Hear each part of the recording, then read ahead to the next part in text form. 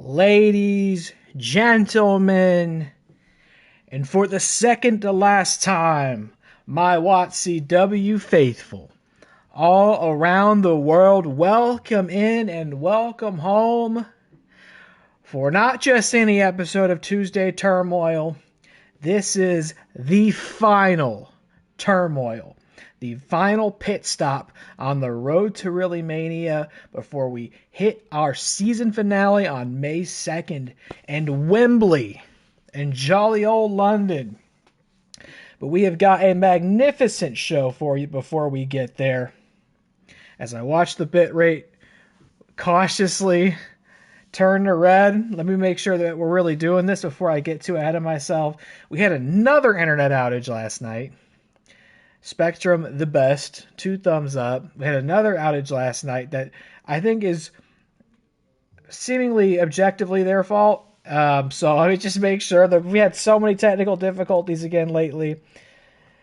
Just make sure before we hit start on this show, before we hit the point of no return, let's make sure we're all right. We okay? I think we're all right. It says bitrate's in the red on Twitch, but Twitch Inspector likes it. It looks like I'm live. Let's do a quick audio check while we're at it, just to be sure, just to be safe. We've got so much to do today, so much to get to. Make sure it's all right. Hello, hello, hello. Hello, hello, hello. Maybe not. Hello? There we are. Okay, great. Sorry, I just have to be double, triple, quadruple sure before I get too comfortable here. Twitch is still telling me the bitrate's not good. Now it's telling me it's excellent. All right, well, we can work with that. We like being excellent around here, folks. Welcome to the Go Home Show. And I thought if we were going to go home, let's go home. We are broadcasting live from the Rocket Mortgage Fieldhouse here in the great city of Cleveland, Ohio. It's such an honor and privilege to return to the place where this all truly began before we wind down another magnificent season of your premier virtual wrestling. We've got so many matches to get to, and tonight is all about setting the stage for ReelyMania III. Some matches have already been made. Of course, we know the main event is going to be Elite Rhea Ripley defending the Women's World Championship against Royal Rumble winner KaylaMarieTea. I'm sure we'll hear more of that. Kayla will be in action tonight against Art the Clown. But there are so many more blank spaces and question marks that need resolve before we head to what I think is empirically going to prove to be the biggest wrestling stream, the biggest WATCW show of all time, ReelyMania III on May 2nd. It's so great to see you. Thanks for coming in. We got MrEliMac in the chat. We're going to go ahead and get our first segment of the night started. We're doing things a little different. A lot of time has been spent leading up to this. We finally know the true leader of the sword, Becky the Wreck Radis, and as a show of unearned courtesy, I have offered her an open mic to kick off Turmoil tonight so that we can finally hear from her perspective why the sword is here, what it is that they want to accomplish. Once we have had that opportunity, once we have cleared the air here, I'll go ahead and send out the commentary invite so that anybody who wants to join can come in. But to me, and assumedly to Becky, it's important that we get this out in the open tonight, definitively, without interruption. So the internet has to stay solid green as well. That's what the color of good internet is, solid green. Let's get started, folks. Becky the Wreck Radis is coming out to tell us why the sword is here, why they've been tormenting me and this league since November of last year. And I'm on the edge of my seat here, folks. And of course, I may have to come out and respond depending on what I hear tonight. We'll see. It's the final turmoil, baby. And here she comes. Becky the Wreck Radis, the shock reveal leader of the sword, emerged at Joker's Wild and turned my right hand, Motu Ita, against me. Now, I've been asked to read a statement that she's already prepared ahead of time. I'm going to do that. I'm going to speak on behalf of Becky the Wreck. And I'm not going to editorialize. I'm not going to interrupt. I'm not going to share my thoughts. That kid in the front loves it. I'm just going to tell you what's been provided for me and would ask you to listen and hopefully understand. This is, of course, from Becky. March 25th, 2024. The Rager Rick Radis wrestled his last match in this ring against his supposed friend, your OFB. He lost. He vanished. He died. At the same show we are mere days from returning to, ReelyMania. And with that loss, so did go WATCW. I could find peace in that. I lost my partner. But the man who killed him, he lost everything too. And with that knowledge, I tried to move on. But then WATCW came back. And in this new form, it is more vicious than ever. An artificial war designed to pit friends and allies against one another for your amusement. No one is exempt from it. Recruited and spit out at a moment's notice. All lives are expendable. I thought the world might finally see WATCW for what it really is. It isn't a wrestling league. It's a soul engine. And it will wear yours down until nothing is left. It will split lifelong tag teams apart. It will take titles from you. It will prioritize dopey mascots and faction points over your own well-being. It is an all-consuming, insatiable beast. The same one that consumed the Rager. And I would have been content to watch from the outside as this miserable place tore itself apart. But that's when I heard a voice. His voice. Now, Taylor likes to call you the WATCW faithful, so have faith when I tell you this. The Rager is not really dead. He is still here, watching, locked away, only needing to be let out. It requires total power, and he, my lover, he showed me the way to achieve it. The sword is not a mutiny. The sword is a rescue.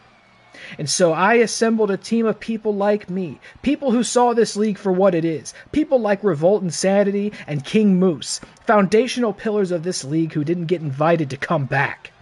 People like Braun Breaker and Raquel Rodriguez, who put their bodies on the line to do great things here, only to be dropped at the first sign of failure. People like Motu Ita, a creature who only ever wanted to be left alone on his island. And when it got too hot for the OFB, he didn't just abandon him. He liberated him, removed him from the only place he considered home because Taylor is too selfish to see or understand anyone but himself. Motu Ita was not your friend. He was your attack dog, and you expected his undying loyalty for it. All someone had to do to turn him was to see him as his own person. Listen to him, understand him, and offer him the things he truly wanted. Just like King Moose, who could never leave the sword, because he didn't understand it, because he's just like you. Selfish, single-minded. He wanted his championship gold back, and so I promised it to him. But once he had it, he was useless to us. We are not here to restore order. We are here to tear down the barriers that keep a ghost confined here.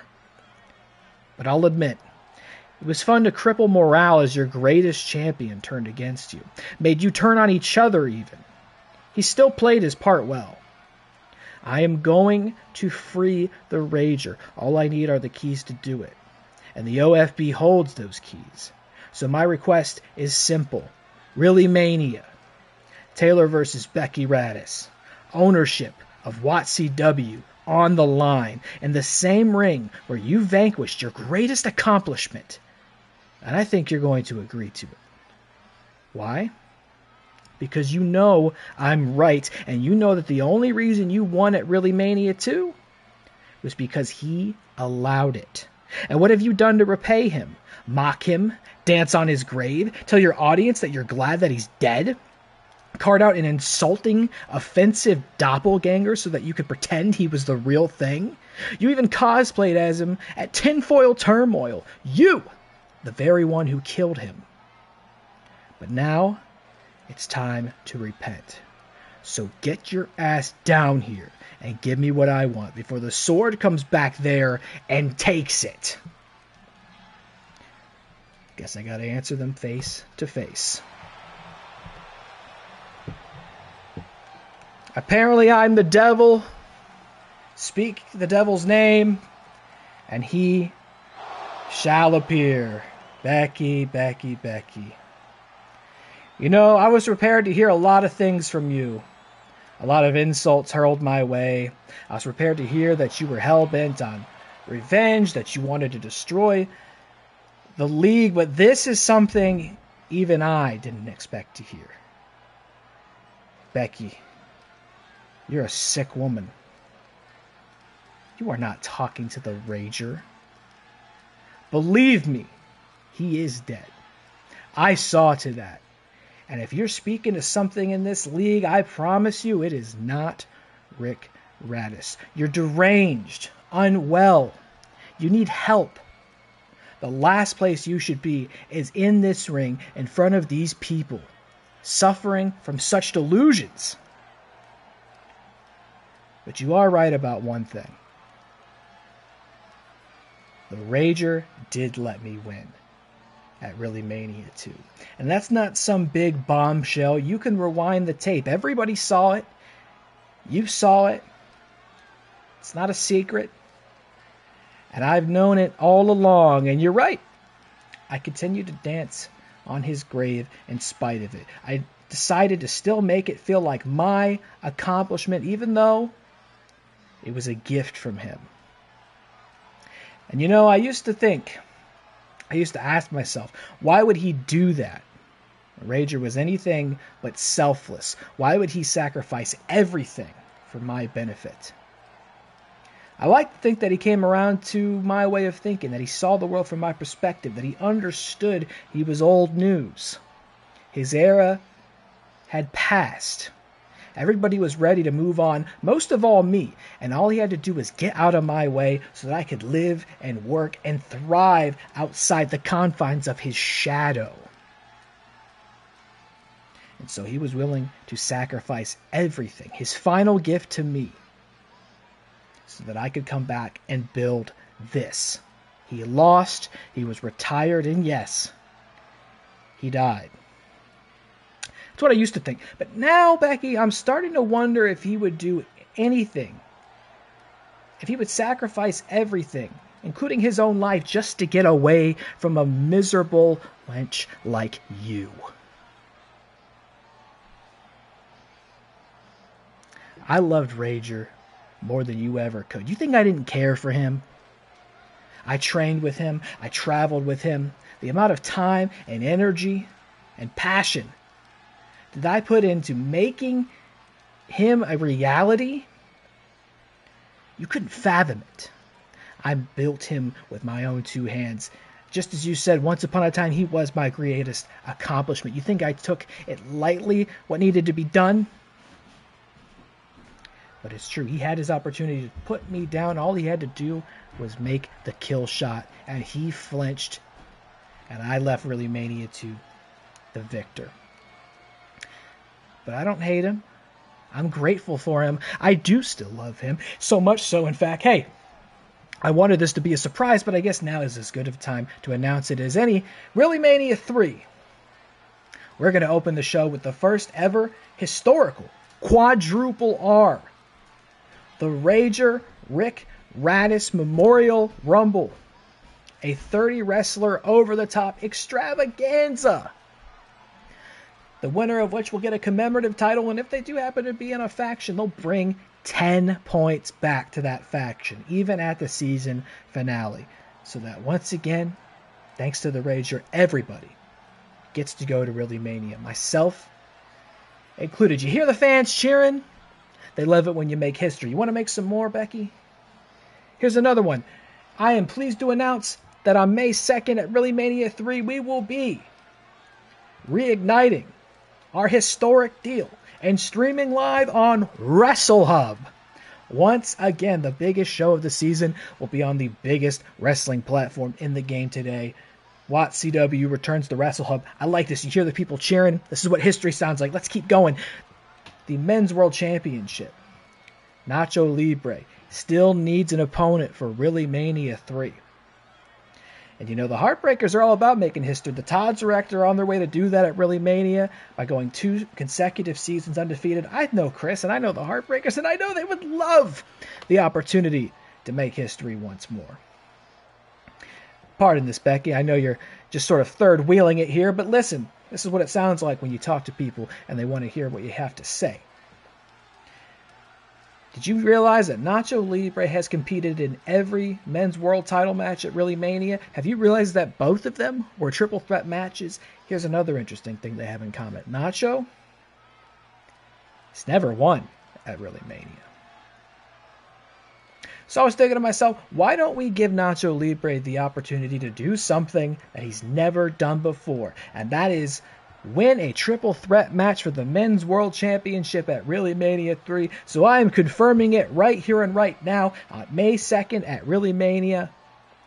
Nacho Libre will defend the undisputed Men's World Championship, a belt that he beat King Moose for, I'll remind you, against Roman Reigns and Stone Cold Steve Austin, the only other 2 faction members to hold that title this season, in a triple threat match. Book it. Do you hear that? Can you feel it?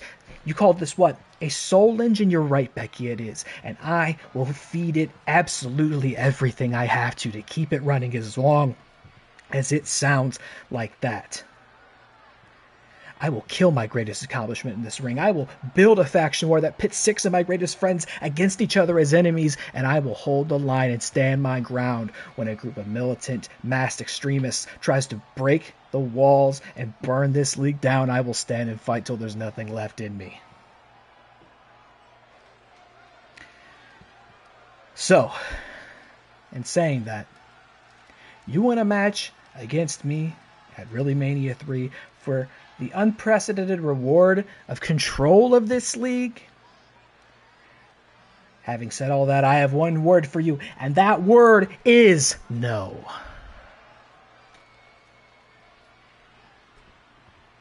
Not because I'm afraid of you.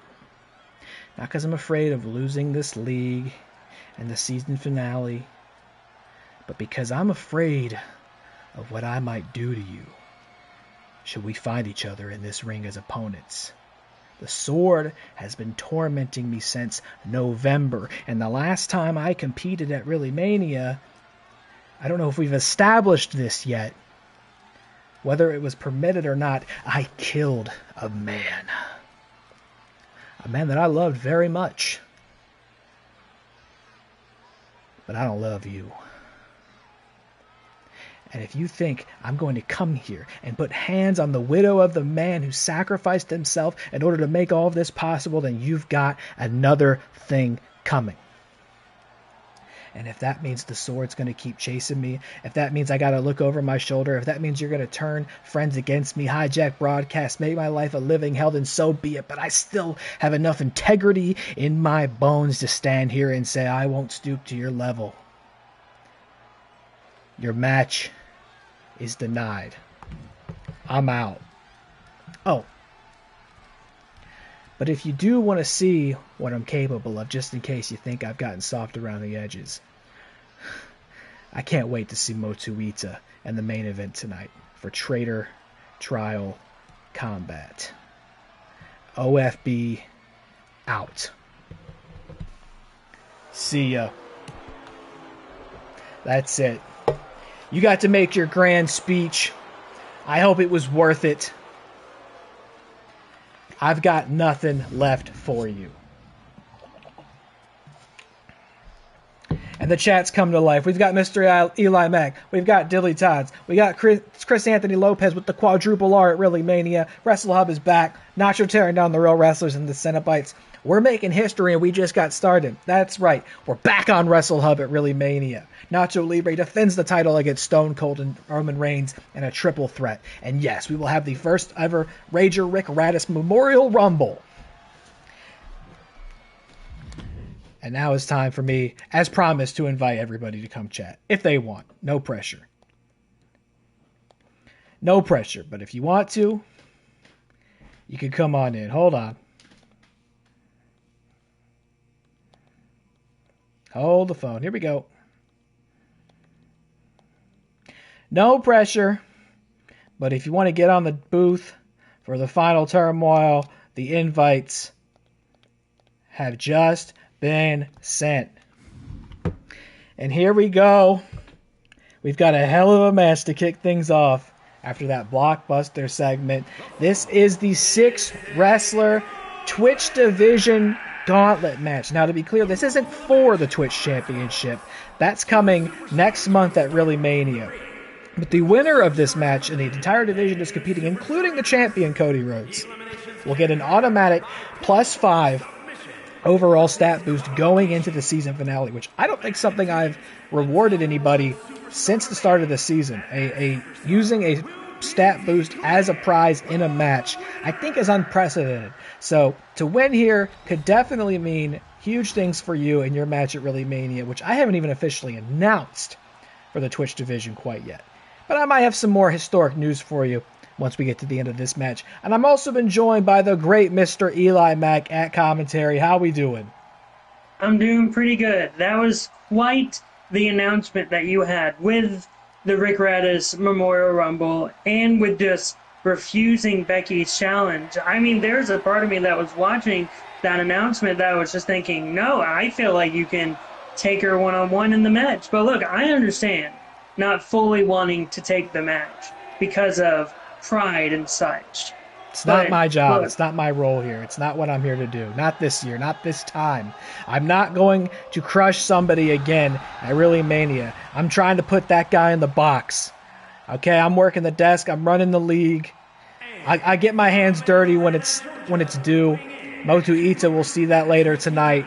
That's personal. That's different. I'm not going to take out the widow of the man who sacrificed himself to allow me to sit in this seat and run this league. That's all there is to it. Look, I fully understand, but I think when you get face-to-face with Motu Ita, I think you need to watch your back. Look, nobody knows the potential and the danger of Motu Ita better than I, even if the sword stays backstage, which we both know is highly unlikely. But Motu Ita is another passion project of mine. She said it, and it's true. I brought this guy up from the island. He was the main character there, and he was, quite frankly, better than it. So I uplifted him, and I brought him to this league so he could compete in the #1 premier virtual wrestling league. That's the favor I gave him. And at the end of the day, he wants to align himself with my greatest enemies. Then I'll have to treat him like he is one as well. And I'll do it. It'll break my heart, but I'll do it.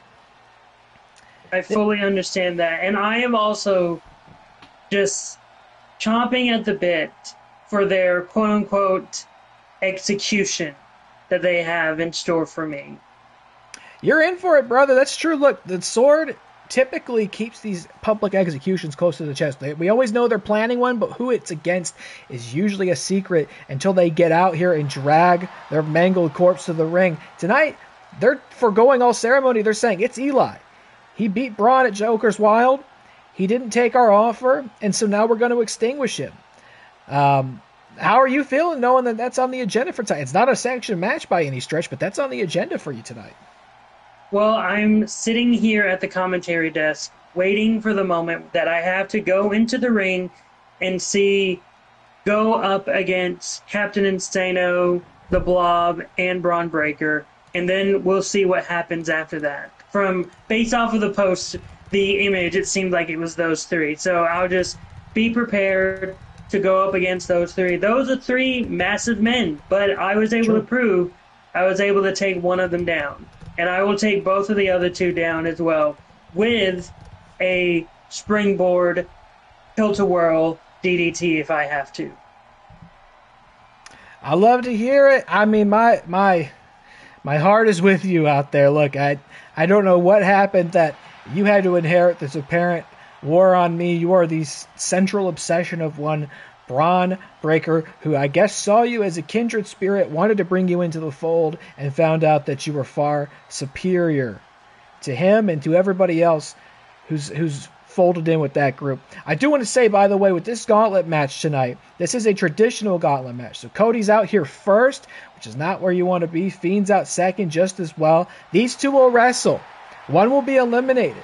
And once one is gone, a third will come out, and so on and so forth, until only one wrestler remains, and that is the wrestler who will take an automatic +5 stat boost to ReelyMania.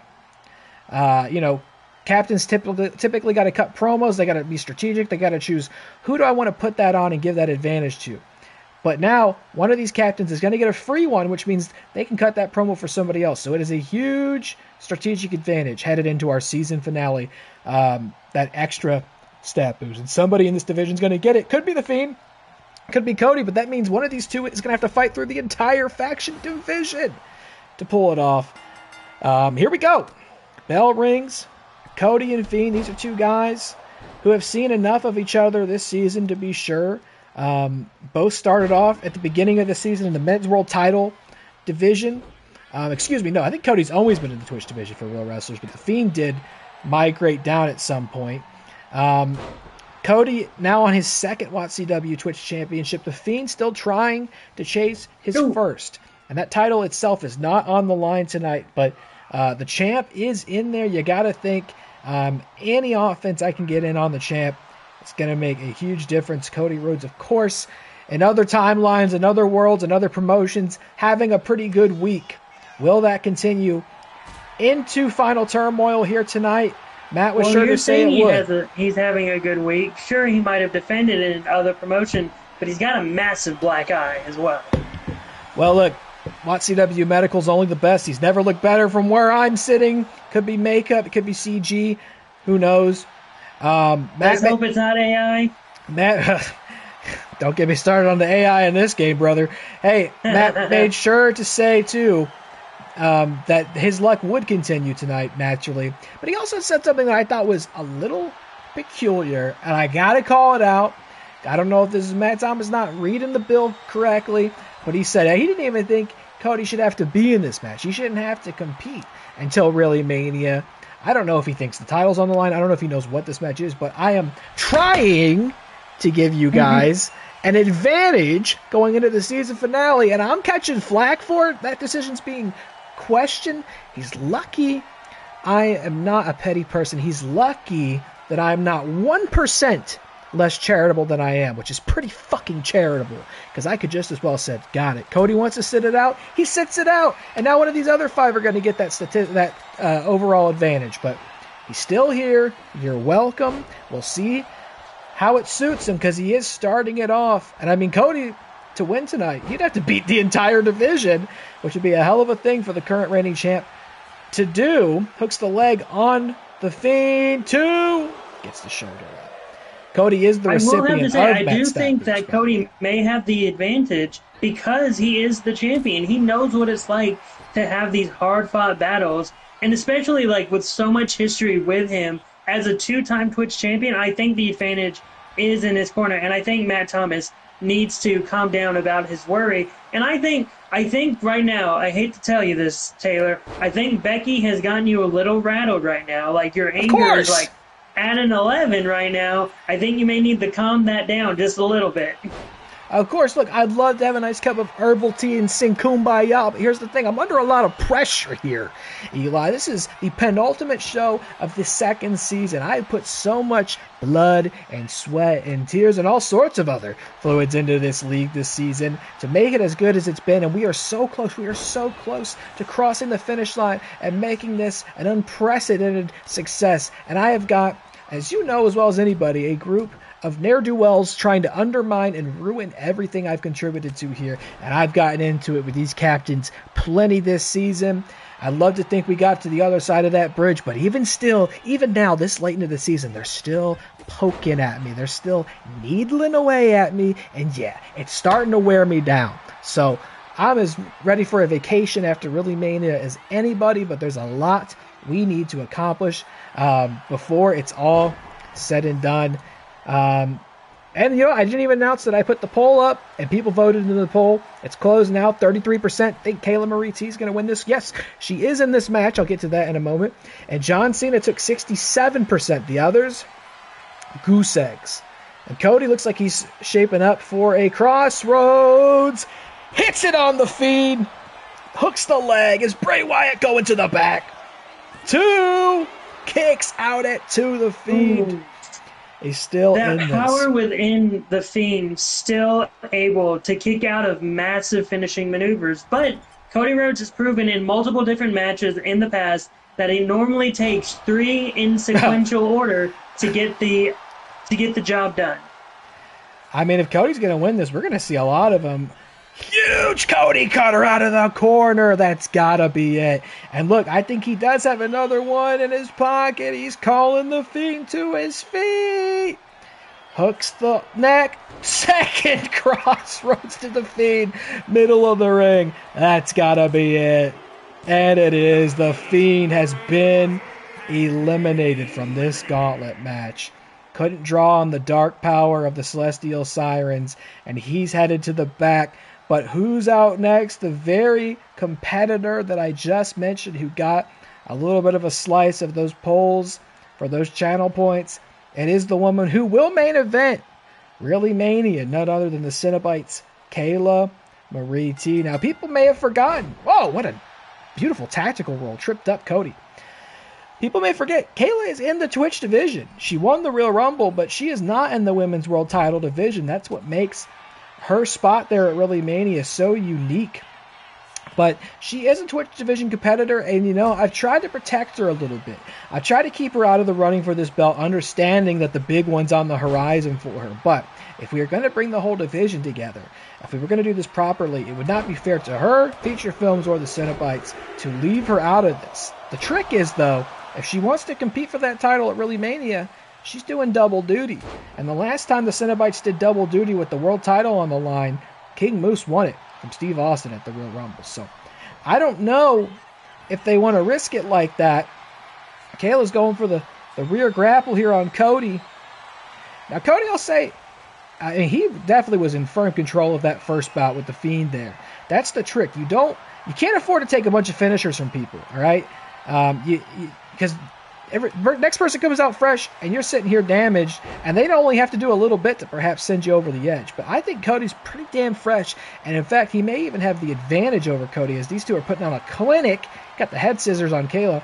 I think Cody may even have the advantage in this moment because he is warmed up. He may have a signature in his pocket, might have a finisher in his pocket, and Kayla started from 0. So if he can hit those moves early on, he may stay in control of this and have an opportunity to continue running the gauntlet. But you have to wonder if hitting all those finishers is going to wear down Cody. I mean, they are finishers for a reason. So that takes a lot of energy to get your opponent ready to hit those moves. So you just have to wonder if Cody may be using a little bit too much energy at the moment. It's not a bad point, and he is, I'd say, still in pretty firm control here with Kayla, who, all the same, as I was saying earlier, you know, she's going to be in the top spot, the most important match of the most important show at the end of the night, the one that's going to decide who wins the Fantasy Faction War and who is the final women's champion of Season 2. That's not somebody who really can afford to lose in any context at all. And then you have her in a match like this where she's got, you know, Fiend's out, so 4 potential opponents here. You also don't want to risk getting hurt just a couple weeks out from the big one. She's got double duty tonight even. She's facing Art the Clown from the Celestial Sirens. So she doesn't want to lose momentum tonight. She doesn't want to get hurt, and she definitely doesn't want to get pedigreed by the American Nightmare, who is on fire tonight. Gets the shoulder up after 2. And I'll remind the faithful of something else interesting with this pairing here. Kayla won the Real Rumble, but who was the last person she eliminated in order to win it? None other than Cody Rhodes. In a different timeline, Cody is in that spot. Cody is challenging Nacho Libre for the undisputed title at ReelyMania. Maybe still in a triple threat. Who knows? But that's a timeline we're not existing in because she got there faster at the Real Rumble. And I'm sure he's holding on to that a little bit. We know Cody's good in those 30-person over-the-top rope matches. I'm sure he thought he had that one in the bag. He is a two-time Royal Rumble winner. Not real Rumble winner, but he is a two-time Royal Rumble winner. He is, and I'm sure he thought he had the real Rumble in the bag, but at the very last moment couldn't quite get it done. He is still in firm control here, fighting like a man possessed. Oh, what a sit-out powerbomb to the May Queen. 2 kicks out. Cody can't believe it, but Kayla is also taking a lot of punishment here in truly the most important time of her career. He sits her up on the top rope. What is he thinking here? The Twitch champ goes up top. Hurricane Rana! Wow! He is fighting shades of Rey Mysterio in his WCW days. Calls Kayla up. Oh, went for a missile drop kick off the top. She scouted it. It's going to be hard to outclass her from up there, that's for sure. But Cody still seems to be in control on the mat. And I'd mentioned it earlier, Cody is the recipient of Matt's stat boost here tonight. So if he were to win, a little below the belt there. If he were to win tonight, it's the same stat boost he would be taking to ReelyMania. You know, I'm only doing favors to the Twitch division and potentially the Twitch champion with this match. I feel like right now, Featured Films of the Cenobites would really want this right now for KaylaMarieTea going into the main event of ReelyMania. Of course. I mean, depending on how she does here, this could put her on a path to win both titles at ReelyMania. Exactly. Cody Rhodes. Oh, here we go again. Crossroads, middle of the ring, hooks the leg. Is that enough to send the May Queen home? No, she kicks out at 2, but one has to wonder if it's inevitable after how much punishment she suffered here at the hands of Cody Rhodes. Again, keep in mind, Thunderlips is back there, the Yeti's back there, John Cena's back there. But wait a minute, shades of John Cena. She gets the Maylock in on Cody. Is the Nightmare going to tap out? Is he going to tap out to Kayla right here, right now? No, he fights out of it. He has that move scouted. He's been put in that move before, so he knows how to scout it. No doubt. It's going to take more than make the champ tap. Vintage Kayla with the kick to the jaw, but still doesn't get it. Cody kicks out at 2. He is the Twitch champ. Cody has a lot of history in these high pressure moments. Second Maylock! Is Cody gonna tap out now? He can't escape! He does! He does! Cody Rhodes has tapped out! Cody Rhodes has tapped out! KaylaMarieTea moves on. Who is her next opponent? It's none other than who some would say is the greatest of all time. The former Doctor of Thugonomics. Your former tag partner, Mr. John Cena of the Heritage. Would you consider him one of the greatest of all time? In WATCW, not quite. You know, I mean, although in fairness and credit where it's due, he was one of the very first men's world champions in this league, former Twitch champion. I mean, he's definitely a big part of this league.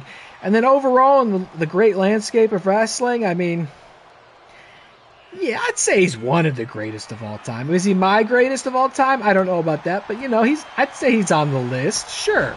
Would you say he's the greatest of all time? I mean, he would be on my top 10 list of greatest of all times, maybe even top 5.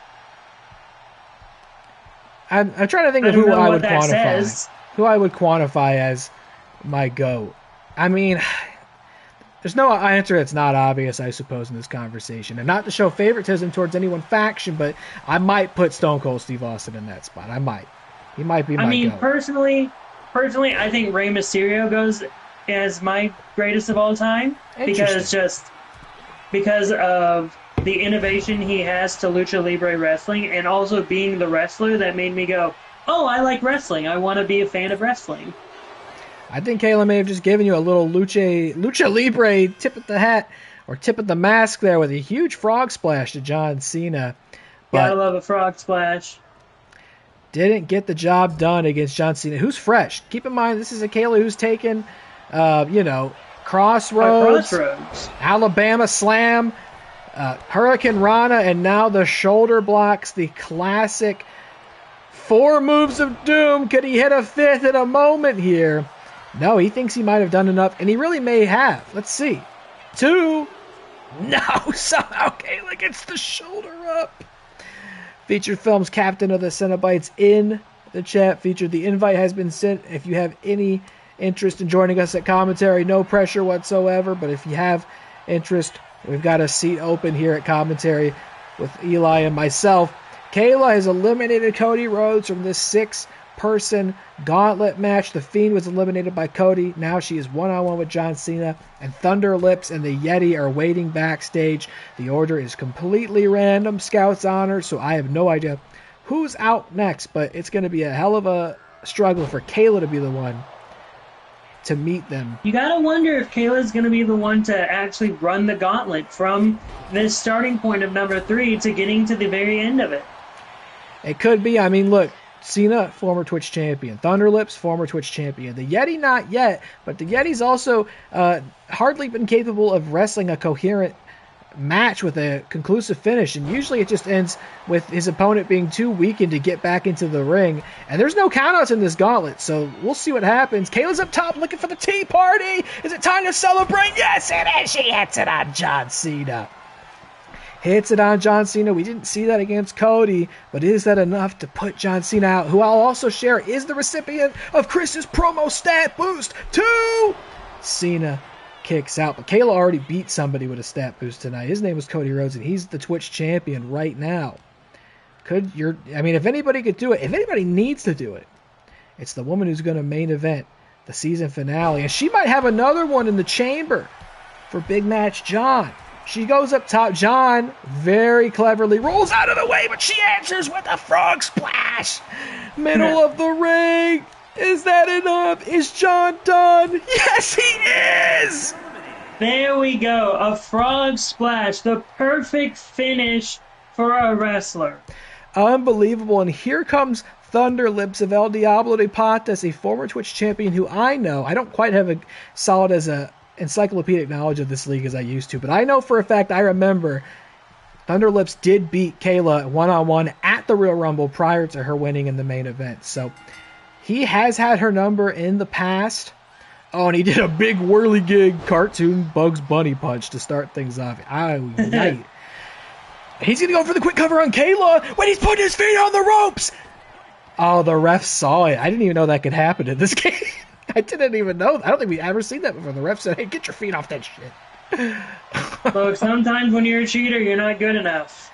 Hey, look, El Diablo de Patas will win by any means necessary. Nothing is too far or too low for the black and green, and that is, I think, emphasized to nobody better than the former Twitch champion, Thunder Lips, the American classic out here.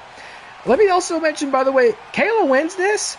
That free stat boost, she's taking it to the main event. That's a plus 5 stat boost in the women's world title match at ReelyMania. I mean, that's huge because that means Featured gets to cut her promo for somebody else in the same night. Kayla's taken care of. Or maybe there's enough there that Featured does do a stat boost for Kayla, and boom, she gets 2 boosts. And who knows, if we're able to, we might be able to actually hear from her to get her thoughts on the main event. Well, I may or may not be cooking up a little something with the former women's champion, KaylaMarieTea, and we may indeed hear from her directly before ReelyMania 2. I can't wait, because I'm sure she has some choice words for Elite Rhea Ripley. I wish we could have words with Elite Rhea Ripley as well. I don't know if Elite Rhea Ripley has been blessed with the gift of speech. I'm not sure. I mean, look, I'm going with Toy Story logic. I think she can. We just have to make sure we're not looking at it. If we're doing Toy Story logic, then she should have never got up off the floor and crawled into this league.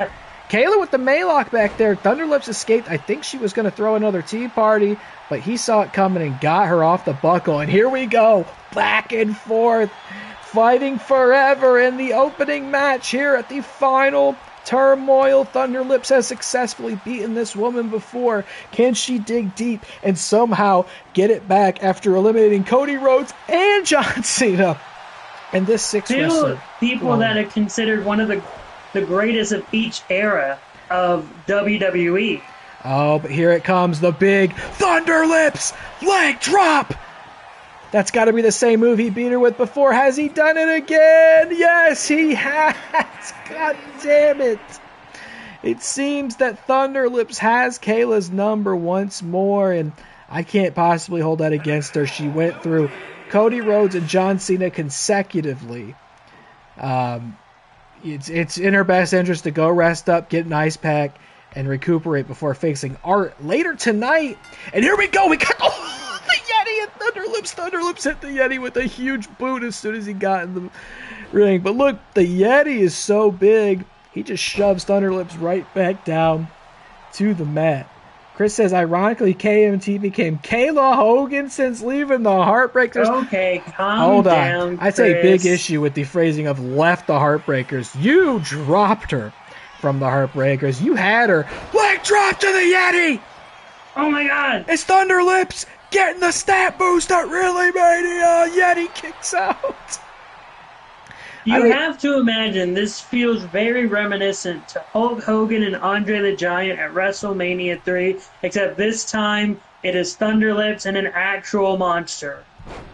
I don't know what you mean. I think Thunder Lips has about as much in common with Hulk Hogan as KaylaMarieTea has in common with Hulk Hogan. It's just objectively different people we're talking about here. I'm just saying, physically, he looks a lot like Hulk Hogan. It's like his doppelganger. Maybe if I squint.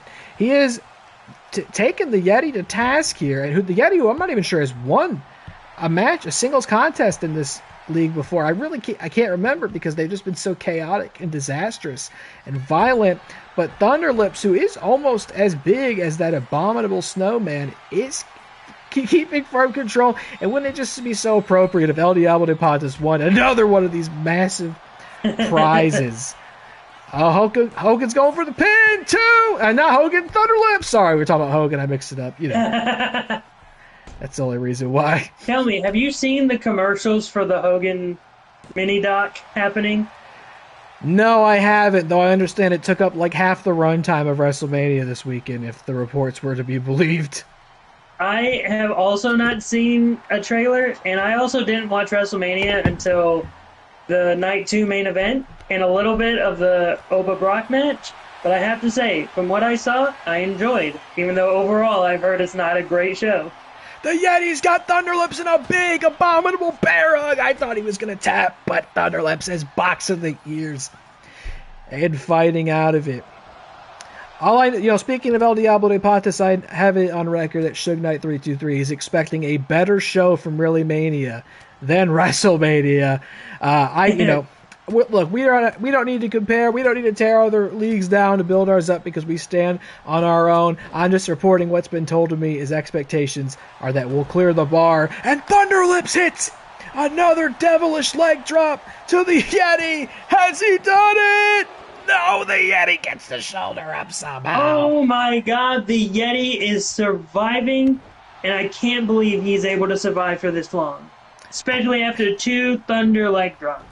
He is a beast, but even beasts, if they bleed, they can be killed. Suge Knight is in the chat. He sure is hoping and expecting a better show in Wembley when ReelyMania hops the pond and goes live early. We're going to next Wembley? Month. We're heading to Wembley, brother. Holy shit! How did you convince Tony Khan to talk to people?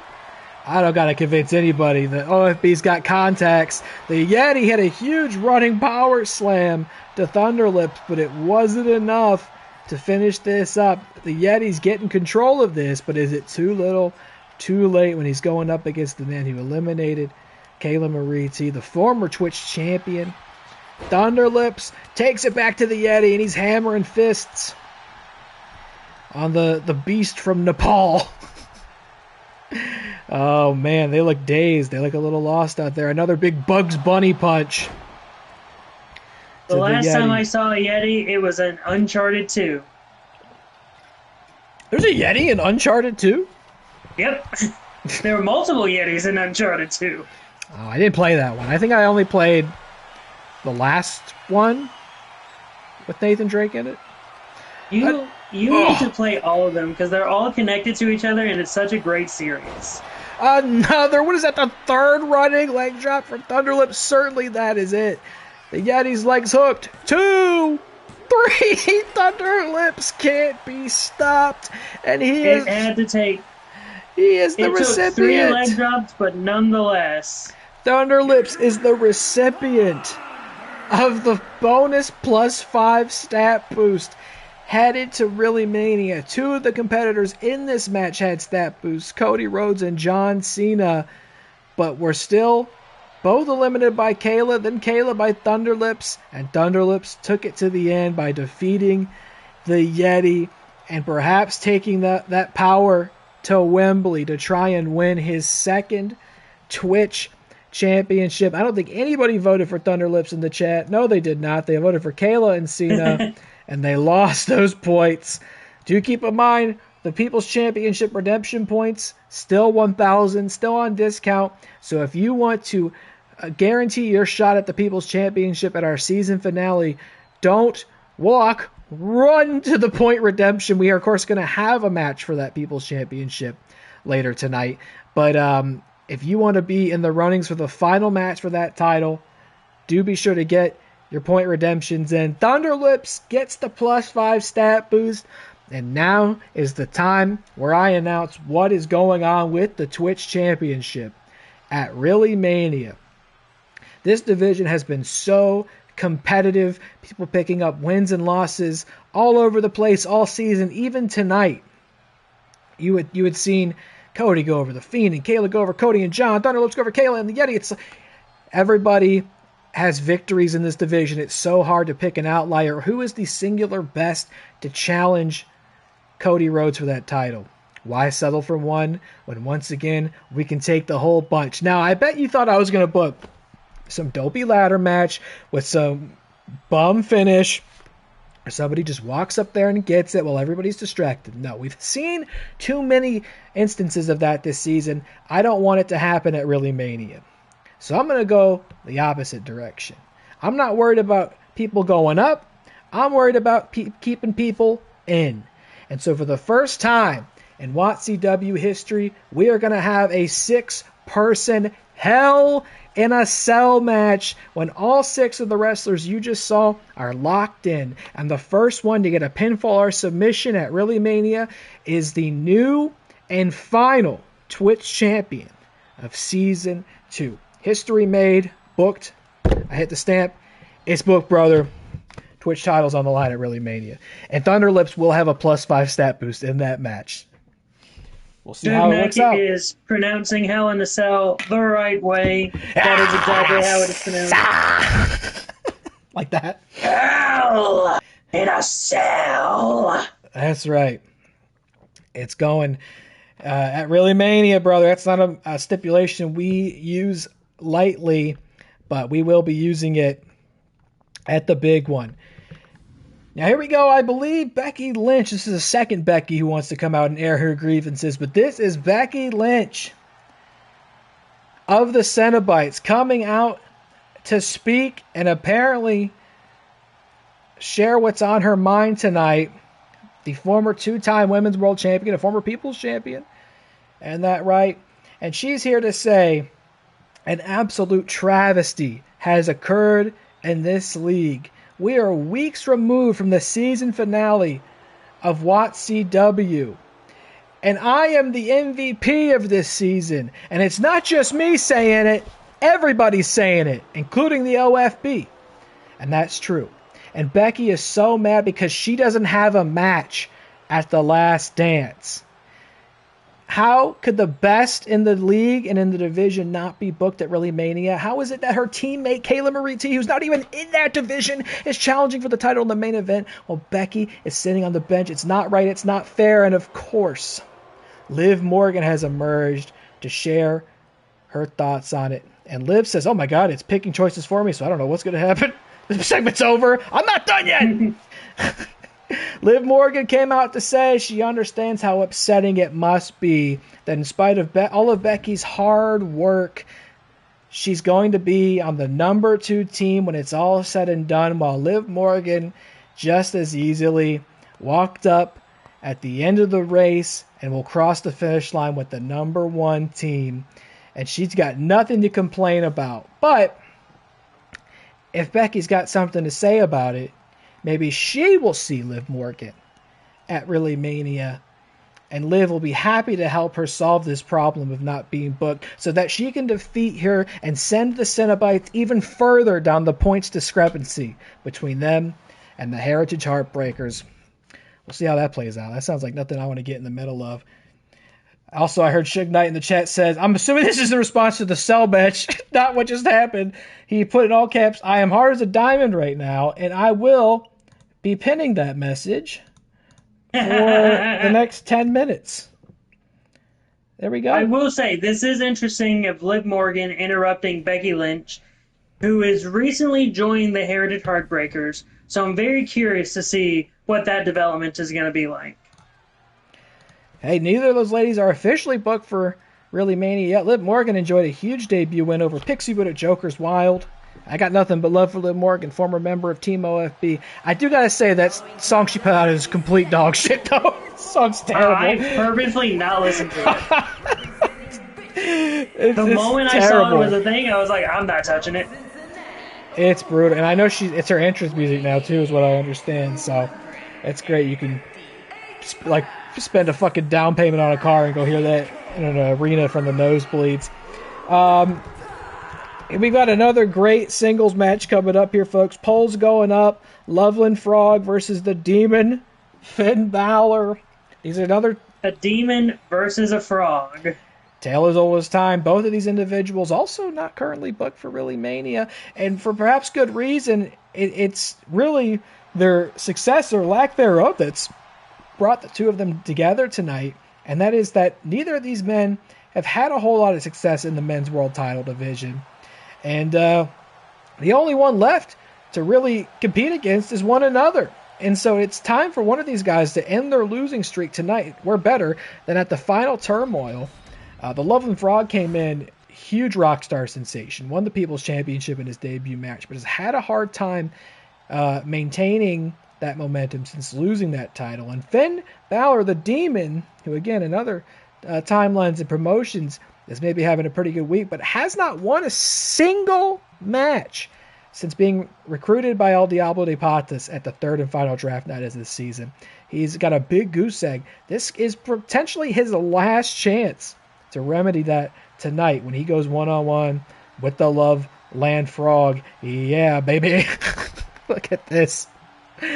What a show here at the Rocket Mortgage Fieldhouse of Cleveland, Ohio. It's so nice to be back. Last wrestling show I went to was in this building. So it's so nice to be hosting one. There he is, the Demon, not wearing the black and green. Not sure why, but he's just not tonight. Is he able to with his paint? No, he is. He has plenty of times. You can't change the color of the paint, but you can change the color of his gear. That's got to be triggering. That takes us all back to the very beginning of Season 1, where DillyTodds refused to wear the black and green when he was in El Diablo de Patas. That feels like ancient history from where I'm sitting now. It's been a long Maybe that's season. why he's refusing to wear the black and green. Maybe he's thinking to himself, the black and green has caused him to have this goose egg, so now he's going back to basics to potentially feel the former glory to get that victory. Could be trying to draw on that dark infernal power, the same power that failed the Fiend earlier tonight. Maybe the Fiend, or maybe the Demon has found it and could utilize it here tonight, or maybe he's just making it easier on our eyes because there's already a lot of green in that ring now, baby. Now, what's Featured got going on? Becky is going to crush Liv Morgan, he says. Becky's been a winner since the beginning, and Liv is just riding the coattails of the Heritage Heartbreakers. We'll see. Liv's got a match later tonight against Lady Bigfoot of the Cryptid Cowboys, one of Loveland Frog's stablemates. So Liv's got quite literally bigger problems to deal with before she can even set her sights on the former two-time Women's World Champ, the man, Becky Lynch. We'll see how this goes. This could be the Demon's last opportunity to put some points on the board for El Diablo de Patas. Too little, too late, perhaps. But 2 points for Diablo is 2 points taken from the Cryptid Cowboys, who I believe are currently sitting pretty firmly in fourth. And it may seem I'll check the leaderboard. It may seem like, unnecessary to even consider the Fantasy Faction War rankings. Chris is number 1 with a bullet, has been for a long time with the Heritage Heartbreakers. Is there a world in which the Cenobites or real wrestlers could potentially usurp them at the finale? I don't see it from where I'm sitting, but crazier things have happened in WATCW. We're about to watch a demon and an anthropomorphic frog fight each other for our amusement. Look, if you were to decide right now that if you lose a match, you lose points, it's a potential. I'm going to make every match worth 100 points. How about that? There you go. Every match is worth 50 points. There was a time where I was thinking about doing a thing where, like, every match has an additional 10 points added to it for being at ReelyMania, but I don't know. I didn't think it'd be very fair to, like, the success of the people on top for, you know, somebody to catch up like that in the last minute. I just think it wouldn't be very respectful of the game, so I think I'm sticking to my guns on the normal point quantities for ReelyMania, but maybe I'm not, brother. We'll see. A lot can change between now and then. Feature wants you to do it. Feature wants me to do what? Make every match worth 100 points? I'm sure Feature does. Yeah, he said, honestly, do it. I'm sure Feature does want me to do that, because that would allow the Cenobites to catch up to the Heartbreakers with relative ease.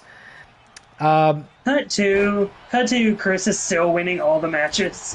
That could also happen. I mean, we know for a fact the Heartbreakers are booked in the tag match. The Todds will defend the titles against number 1 contenders to be decided later tonight. Of course, Nacho Libre will defend the title against Roman Reigns and Stone Cold Steve Austin in a triple threat. I don't know if you were in here earlier to hear that feature, but Stone Cold Steve Austin will be in the men's world title match at ReelyMania. Here we go, locking up again, the Frog and the Demon. You were not. Well, there you go. Newsflash, Austin is in the triple threat match. How'd you, as somebody who's been in a Nacho Libre triple threat Mania match for the title, Eli, how do you feel hearing he's going to have to do it again? And it's a circumstance that Nacho has never successfully won before. I think it is very interesting to look at it, looking at Nacho getting sort of a third opportunity to right a wrong. Me and Nacho, we don't have the greatest history, but I was able to squash that beef that I had with Chris last time I was on the table with Chris.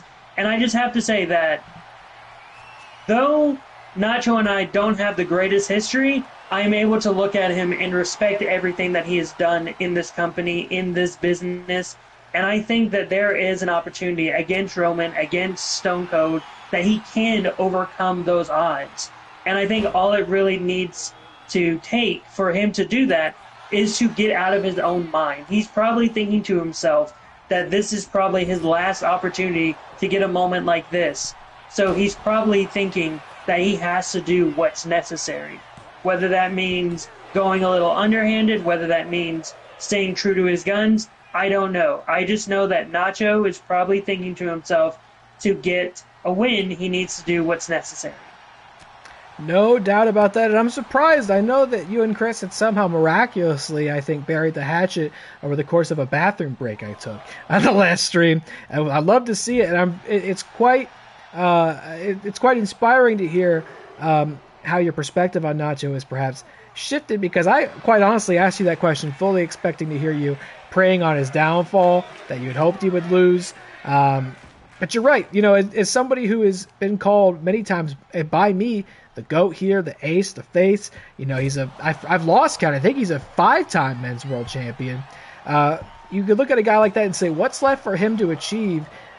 There's a lot left for somebody like Nacho to achieve, and this is the big one for him. Men's world title, ReelyMania triple threat. The first one we ever did saw him going in there against Walter White, the Real Rumble winner, as well as current champion Dom Toretto, and it was Walter White who made Dom Toretto tap out, thus winning the title. Nacho not even involved in the decision.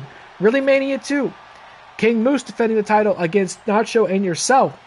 I hate to bring up bad memories, but it was King Moose who made you tap out. Once again, Nacho not involved in the decision. There's a lot of traumatic memories there. There's a lot of baggage. And like you said, this could be his last and only chance to right that wrong and cross that off of his list, or he may have to forever live with the knowledge that he couldn't get it done on the biggest stage in WATCW, in spite of everything that he's done and accomplished this season. To go to Featured Films' point with the Cenobites, actually there's a pin happening. only 1 count. The Cenobites, he said the Cenobites are due for a big night. There is a chance for Stone Cold Steve Austin to get the win. He has a history of not just pulling out big wins at big events.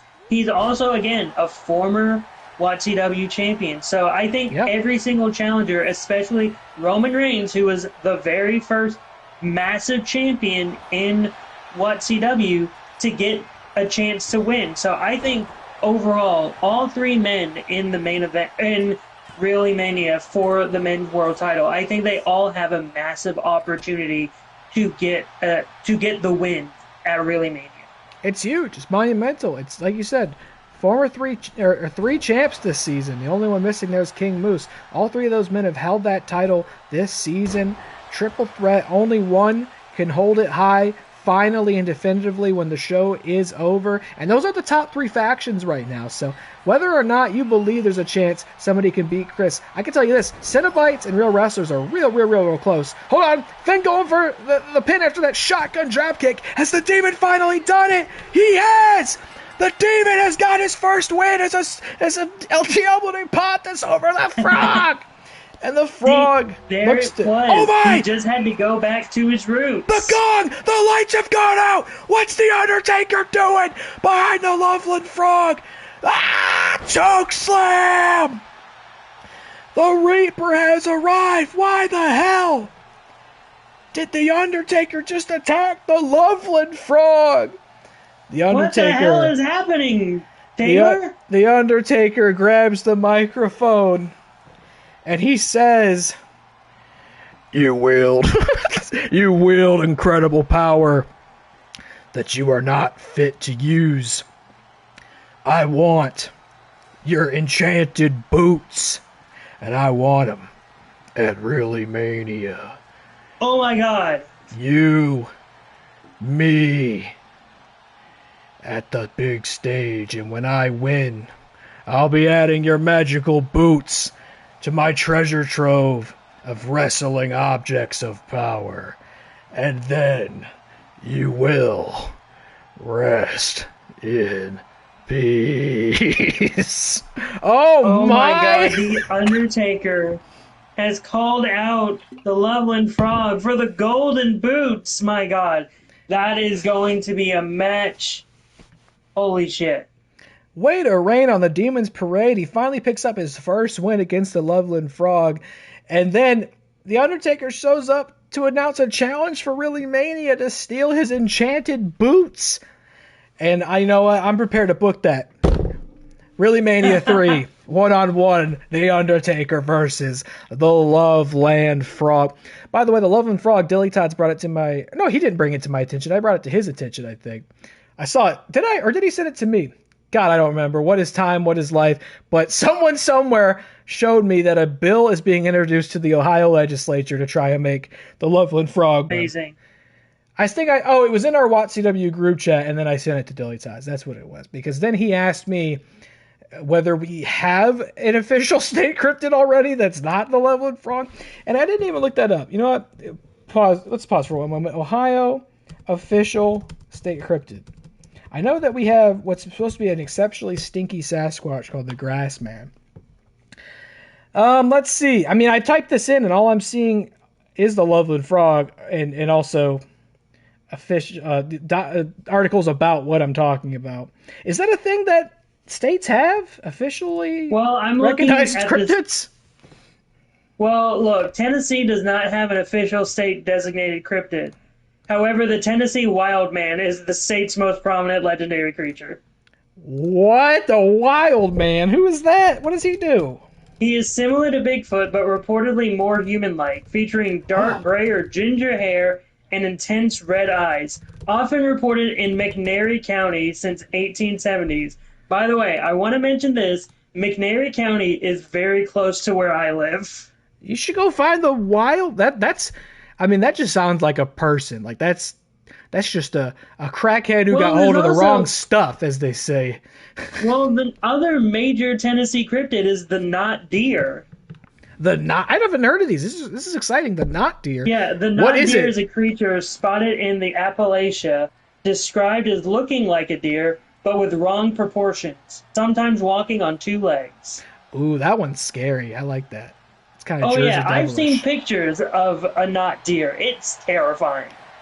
Ooh, I'm excited to learn about these. I dabble quite casually in cryptozoology, but I've not heard of either of those. And I'm going to send you a picture of the knot deer. Please do. I visit Tennessee once in a while. I got a lot of family there, so I might have to take a peek at the wild man or the knot deer while I'm in town next. Here we go. Here's somebody I recognize quite easily. It's the man I've once called my champion, a member of Team OFB, now a Cenobite, a former People's Champion. And this, let me actually talk about how we got here, because I think this might be a little confusing on the outside. This is a hardstyle rules match. Cody House versus Pixie Boot. Poll just went up if you want to bet on this and try to get some channel points while you still can. The Cenobites picked up, they dropped Ava Shinigami since Joker's Wild. They dropped Ava Shinigami. They picked up Bianca Belair, then moved Ada Wong up to the teams division to team with Bianca Belair, and moved Cody down as their wild card. And of course, anybody can compete in hardstyle rules. It's a title without a division. Anybody who thinks they're tough enough to come try it out is welcome to do so, though they may be humbled, if not worse. And Cody as the wild card, of course, Featured had said this is his opportunity to prove he's proven his loyalty. Now it's about proving his capability. It's seeing if he can snatch up another title before the season's over. Alternatively, we have Pixie Boot here, who quite frankly is a fighting game legend and has been trying to also earn another championship for her trophy case before the season's over. She was the inaugural People's Champion, chased the women's world title for a long while, couldn't quite secure it. That ship has sailed, sadly, but there is a champion who still needs a challenger at ReelyMania, and that is the new hardstyle champion, Zangief, a Street Fighter. Just had a big trailer come out recently for his feature film adaptation. Not featured films adaptation, but a feature film adaptation. And in my mind, I was like, what a golden opportunity. Pixie needs a match at ReelyMania. She's a fighting game aficionado. One of the most iconic fighting game characters of all time holds that title. Let's see if we can send her to that division and get her an incredible match at ReelyMania. And then Cody got added to the mix. So what we have here is these two people vying for an opportunity to wrestle at the show. The one who loses, I don't have anything for him. Now, they may be able to find their way into the Rick Radis Rager Memorial Rumble. But if you want to go up there and fight for a title at the grandest stage of them all, you got to always earn it. And this is Cody or Pixie's opportunity. Only one will do it. Which will it be? The bell rings. Neither of these competitors have ever competed in hardstyle before. No ropes, no disqualifications, can only win by knockout or disqualification. Both of these competitors, rookies trying to prove themselves this season. Can they punch their ticket to the big one and fight Zangief for a title? Feature Films asks, is the OFB related to the knot deer? Not to the best of my knowledge, but you are right. I do wander down there. Posted on Threads with a picture of the knot deer, and I tagged you on it. I can't wait to see it. It sounds really creepy. I've heard of like a goat man thing before. Maybe it's like a distant cousin. Now, I will say, these appear to be, I don't know, did deer do this? They look like they look like deer, but they're kind of just... That's just one of the not deer photos that exists. Oh my. There's one that shows them with multiple eyes, different little things, different proportions to their antlers. Yeah, it's nuts. I like it. That one's creepy. Again, ours is the Loveland Frog, who's an apparent magical frog man, which I think's pretty. Look, at least it's not like the New Jersey Devil. I mean, the Jersey Devil's sick, and you better watch what you say because he's going to be competing tonight in an 8-wrestler tag team gauntlet match. I mean, he won't hurt me severely. Cody House puts her in the Boston Crab. Pixie fights out of it, and we continue in hardstyle as the most faithful. The faithful stand at ringside. Pixie with the powerbomb. Big running knee to Cody's jaw. He's going to get out of the ring and look for something to help even the odds. A barbed wire baseball bat that he sends to the scalp of Pixie Cody, Boot. you don't need to be doing all this. Oh, that is how it's done in hard style. Truly anything goes. This is not art. This is pure violence as Pixie tries to get Cody to submit to that big bear hug, but he boxes the ears. That barbed wire baseball bat on the outside, precariously placed, almost guaranteed to become a factor in this match once again. I mean, we got some sick shit under there in hardstyle. I don't know who's responsible for like putting those things under there and then taking them out once hardstyle is over. But yeah, no, you don't just see a barbed wire baseball bat in any match. Look, I can neither confirm nor deny that I know the people that put the weapons under the ring. Good friends to have, especially if you're set to be publicly executed tonight, just a general example. Look, I asked if they can put a crowbar down there, but they said, no, we can't afford that. Joker has the rights. It's over! Pixie drops Cody on his head and knocks him out cold! Pixie Boot defeats Cody House in hard style. That's amazing.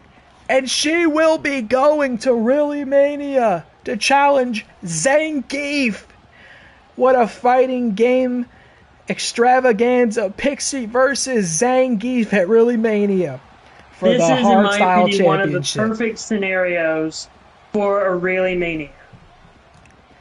I love it. I love the way this came together.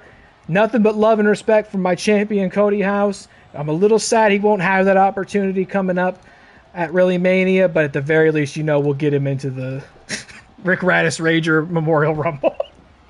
Also, great place for him to be. Look at her biceps. The still image that I'm looking at.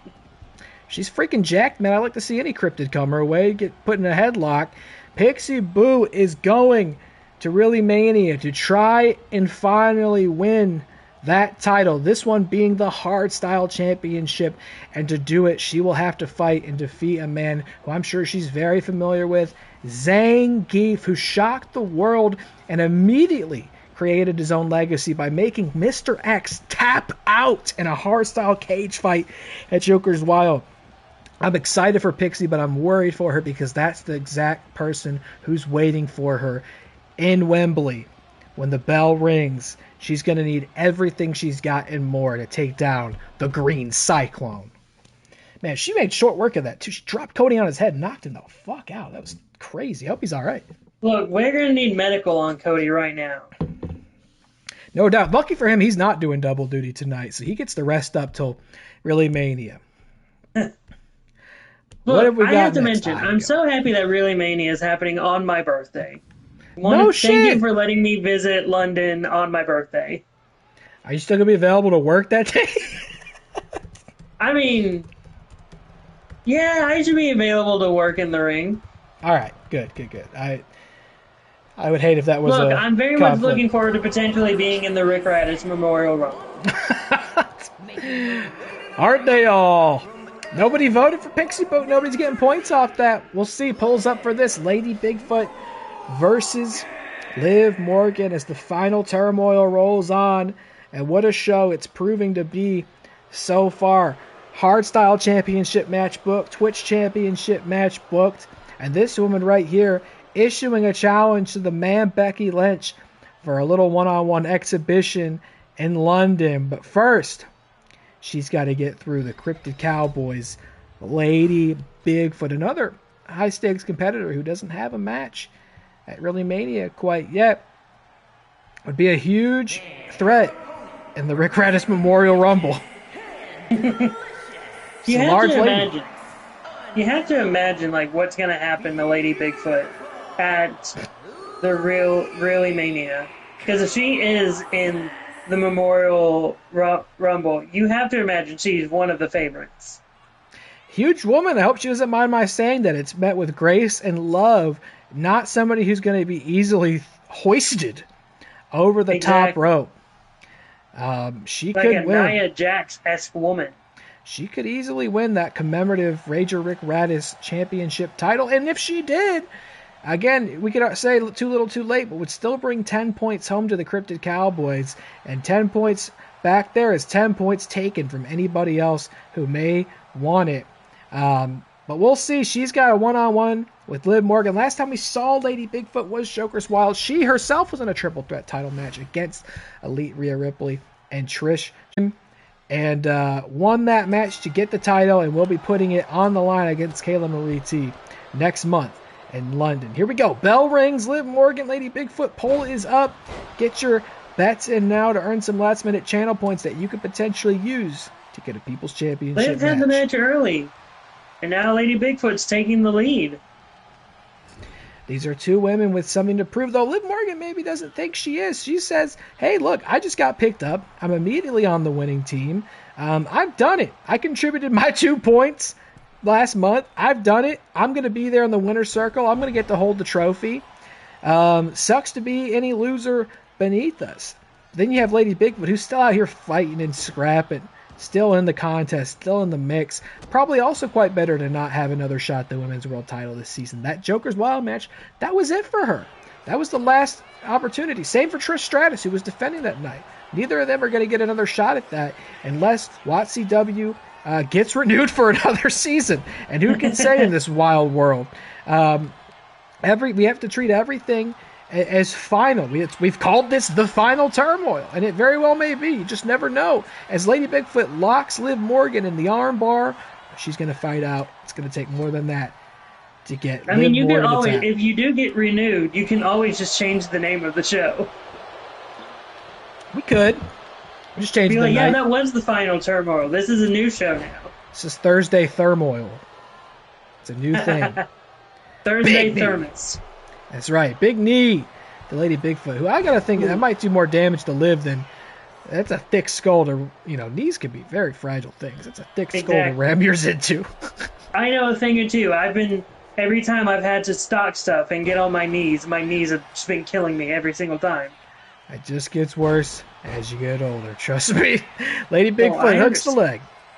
Certainly not enough. Liv's out before one. Eli, if you were the captain of a cryptid exclusive faction, do you think you would draft the Not Deer and the Wild Man? I don't know if I would get anyone from Tennessee because they're not as notable. I would probably get the Spring Heel Jack from nice. London. Yeah, I think I'd get him. We might see him at ReelyMania. Exactly. I'd love to see the Spring Heel Jack. Maybe... Yeah, definitely the Abominable Snowman. I'd probably get Abominable Snowman and Bigfoot just so I could have that as my tag team. So you would go traditional Bigfoot, not Lady Bigfoot. You don't. Yes, but if I were to go Lady Bigfoot, that would still be my tag team because I feel like they would be a dominant team. No doubt. Those are great. Those are great picks. I love all those. I probably also think about getting. It's probably not the most strategic one, but there's. Wait, the lights just went out again. Don't tell me the Undertaker's coming out here. Huh? Oh, wait a minute. Look who it is in the middle of the match. The man has reemerged at the stage, getting the attention of Liv Morgan. Becky stands at ringside, and that Bigfoot is sneaking up on Liv. Goes for the pin. Is the Bigfoot gonna steal it? No, she kicks out at one. She kicked out at one. For my women's division, I'd probably get the El Chupacabra. Chupacabra's a big one. I can give an exclusive here that the Chupacabra was definitely in consideration for the Cryptid Cowboys prior to draft night number 3. They were looking at the Loch Ness Monster, looking at the Chupacabra. I was just about to shout one out. The Fresno Nightcrawler, which is like a sentient pair of white pants, basically. What? Go ahead and look up the Fresno Nightcrawler, which could either be a huge... I think it has pretty much no head or arms, which could be a huge advantage if you get down on the mat with something like that. You're not going to have much to hold on to. Looking at images, that's nuts. There's video of them. Arms. There's video of them. They look like pants walking around. Whoa, the big Sasquatch split on Liv Morgan. Hooks the legs. 2 Liv kicks. Look, Liv is running on a high right now with another wrestling promotion being their world champion. So I can believe that Liv is fighting to keep on proving why she is world champion material. She's coming off a huge spike of momentum. Again, she's a member of the Heartbreakers, the #1 team. But by the same token, if you're the other factions, you just got to be actively rooting against the black and pink in every single match. It doesn't matter who you are. If you're not a Heartbreaker, you got to be watching this and say, look, Lady Bigfoot, again, as I've been saying through the night, 2 points that way is 2 points that the Heartbreakers aren't getting. That puts you 2 points closer to them at the end of the day. Is it going to be possible to catch them? I don't know. Now, I know it's going to be real interesting, especially considering Pixie Boot is now booked for a title match. We know Cody Rhodes is defending his title. It's going to be an interesting one to watch between the Cenobites and the Real Wrestlers, who have been rivals all season long and have occupied the top half of the leaderboard all season long. Big elbow drop from the Sasquatch. Featured is in second, but it's totally possible Matt could catch them. Hold on. Liv rolls up. Oh, almost stole it from Lady Bigfoot.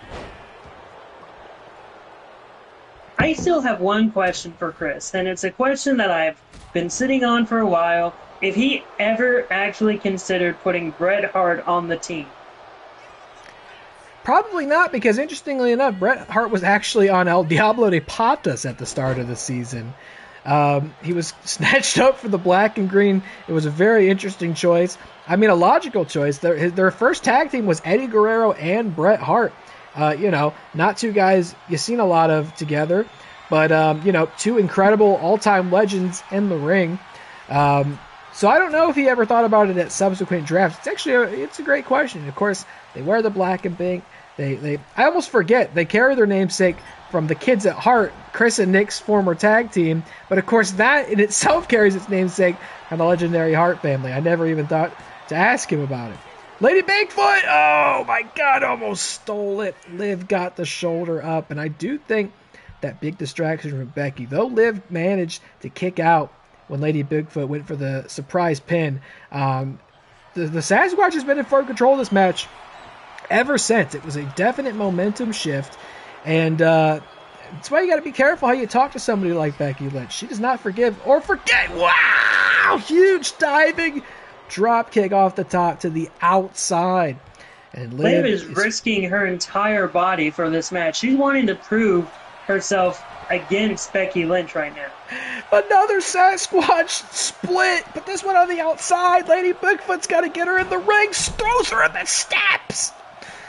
You can't get too emotional or irrational out there. I mean, I hate to lump them together, but we've seen the Yeti fall victim to that same recklessness, but Lady Bigfoot does get her in the ring and cooks the leg.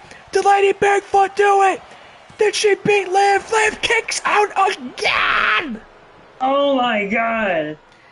She should not have hit that move on the outside, though it may have done more damage. All that time wasted getting Liv back in the ring gave her a chance to recoup a little bit. And now what's Liv thinking as she gets control of this?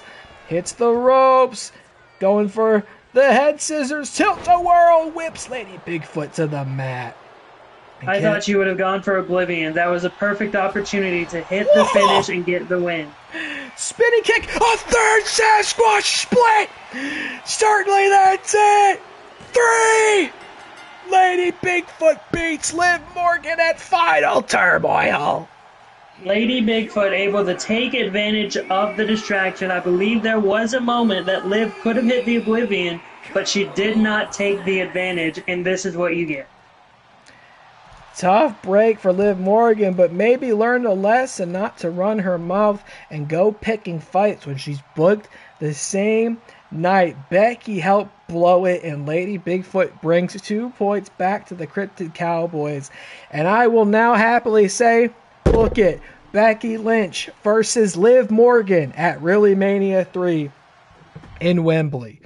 And I got a feeling they are going to be at each other's throats of that one.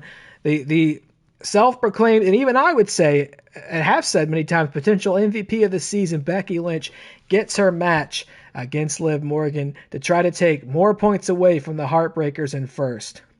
Oh my goodness, we've got a hell of a match. On any other card, this one would be going last. Oh my God. It doesn't even fit on the screen. Look, I look like I'm Bianca Belair over here.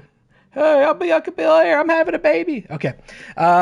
Congratulations to Bianca Belair. Bianca Belair, the first, as far as I've known, the first ever actively pregnant competitor in WATCW.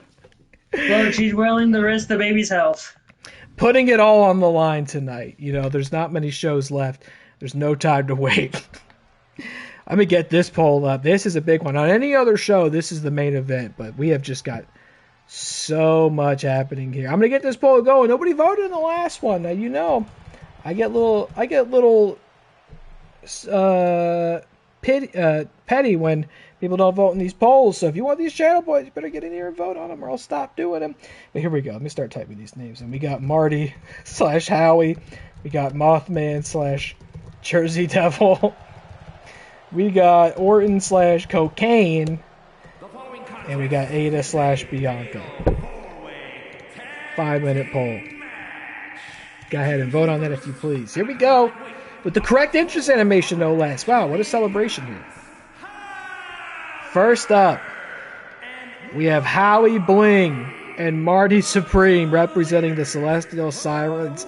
Of course, looking a lot different than they did when they first arrived in this league, drawing on the same dark energy that seems to fuel the Celestial Sirens. And this is huge, folks. Whoever wins this match will get to challenge the undefeated Todderact at ReelyMania III. Marty and Howie have already had a shot at them. I believe that was at Real Rumble. And they were unsuccessful. Last month at Joker's Wild, Joe Black and The Rock had their opportunity and fell short, as so many have. That's why they're not in this match. But in recent months, all of the teams here have enjoyed huge teams victories, whether it's 2-on-2, 3-on-3, and each have earned their opportunity to compete for this massive, historic match at ReelyMania. The question is who it will be. Only one can win. And this is the same kind of match that Todderact won these titles back in this season. This 8-person tornado tag elimination match. And here comes Cocaine. We talk about holding titles in other leagues. That is the Juggalo Championship Wrestling World Champion Cocaine. I only recently learned he holds that prestigious title. And Cocaine, of course, personally asked me if he could wear it to the ring tonight. I said, of course. So how could I not let you show off a prize like that in WATCW? The forbidden door is open with JCW. Maybe with Vince Russo, you have opened the door. Maybe Shaggy 2 Dope will be in the Rick Radish Memorial Rumble. Who could say? Who knows what will show up? Vince Russo could show up. Vince Russo could show up. David Arquette could show up. Former WATCW wrestler, look, David Arquette. Look, Vince Russo showed up to Memphis recently. Oh, yeah? Did you do the meet and greet? I did not go. I do not want to be in the same building as Vince Russo. Was he there for Juggalo Wrestling? He was there in conjunction with the wrestling promotion, the Memphis wrestling promotion in Memphis. You know, I won't do this on mic. Also, I don't know the guy's name offhand, but apparently there's a wrestler in Tennessee who I've learned is like a family friend and is like double belted and like working the indies. I have to message my dad and just see what he said the guy's name was and see if you know who this is, because he might be in your neck of the woods, just like Wild Man and the Not Tier. Somebody should run that gimmick in Tennessee. They should be the Wild Man. I feel like, look, I wouldn't be shocked if there's someone running that gimmick and I just don't know. Like there's a wrestling faction that was like a circus, like creepy circus faction in Memphis wrestling. And I was like, okay, sure. I mean, yeah, why not? Creepy always works. Just ask the Celestial Sirens. Well, debatably it's working for them. It looks cool. Of course, they've had a hell of a run this season trying to get up the leaderboard, but they're still showing up at ReelyMania. I mean, Rhea Ripley's in the main event. Undertaker's going to try to get the coveted boots off the Elephant Frog. There's big things on the horizon for them, and big things in the rear view for this man, Randy Orton, who's maybe not had such a great week. And we'll try to turn that around. It's hilarious. I typed in Tennessee Wild Man wrestling gimmick, and the first person that popped up was Mark Marrow. And I was like, that's definitely not true. Now, I'll say, by the way, I think Randy Orton and Cocaine are maybe the only team in this who have not previously had an opportunity at the Todds Rack. And so it was real difficult to decide how to approach this. Do I just do Orton and Cocaine? That's a hell of a sentence. Did I just do Orton and Cocaine at ReelyMania? Or do we have one last gauntlet to help decide who is worthy? And I had to run it back one more time. I need to know that the people on that spot are prepared to do the most and the best and the worst at ReelyMania. We're not just talking about tag titles. We're talking about something even bigger than that potentially. We're talking about the greatest single legacy we've ever seen in WATCW. The Todds Rack are the undefeated, not just the undefeated team, the undefeated World Tag Champions. They retired in Season 1 with those belts. And when they returned this season, they won them back in their second match and still to this day have never lost. Period. No qualifiers on that. No asterisk. They have never lost. Period. They still hold those titles. I think Mothman and Jersey Devil are reheating Marty and Howie's nachos here, if I remember correctly, but that's all right. They're looking very spooky. Honestly called Todds Rack the undisputed tag team champions. Like, no one will ever be as great as them. I don't think so. I mean, the team we used to call the greatest, we mentioned it before, the Kids at Heart, Chris Anthony Lopez and Nick Muhlbach, they defeated them at ReelyMania 2. I mean, it really is an undisputed premise. But the team that faces them at ReelyMania has the opportunity to be the first to beat them. Not only get those titles, but end their undefeated streak on the biggest stage of them all. I mean, that would be a catapult into legend status if they can pull it off. And now let's talk about the final team in this. As Ada Wong comes down with the wrong gear on once again, which is great. Too bad she would have matched Bianca Belair and it would have been real cute, but instead she's going to be wearing red and black. That's fine, Ada. Do what you want. Far be it from me to tell you what to do. Ada Wong. We talk about making history. Now, I thought this was a brilliant move by Featured. Ada Wong moved to the team's division. People may remember, or maybe not, it's been a long season. There was a time as a free agent where Ada Wong teamed up with the Xenomorph to compete in the team's division. And the reason why is because if they were to win the tag titles, she would have the distinction of being the first Triple Crown champion in WATCW history. But she was picked up by the Cenobites. That journey was cut short, and she was moved in as the wild card. But at the final moment, Featured brings in a secret weapon in the way of Bianca Belair, who I, for the life of me, can't figure out how she wasn't drafted before. She's one of the highest rated characters in the game. I don't know how she wasn't drafted before this. But he played his captain's card, brought Bianca Belair in, dropped Ava Shinigami, and now has put her together in a duo with Ada Wong. If they win this match, if they go to ReelyMania and challenge the Todds Rack, history is made regardless. Either Ada Wong will become the first ever Triple Crown champion in our league's history, or the Todds Rack will go 2 straight seasons undefeated. Those are the kind of stories that keep a guy like me up at night, but we are not there yet.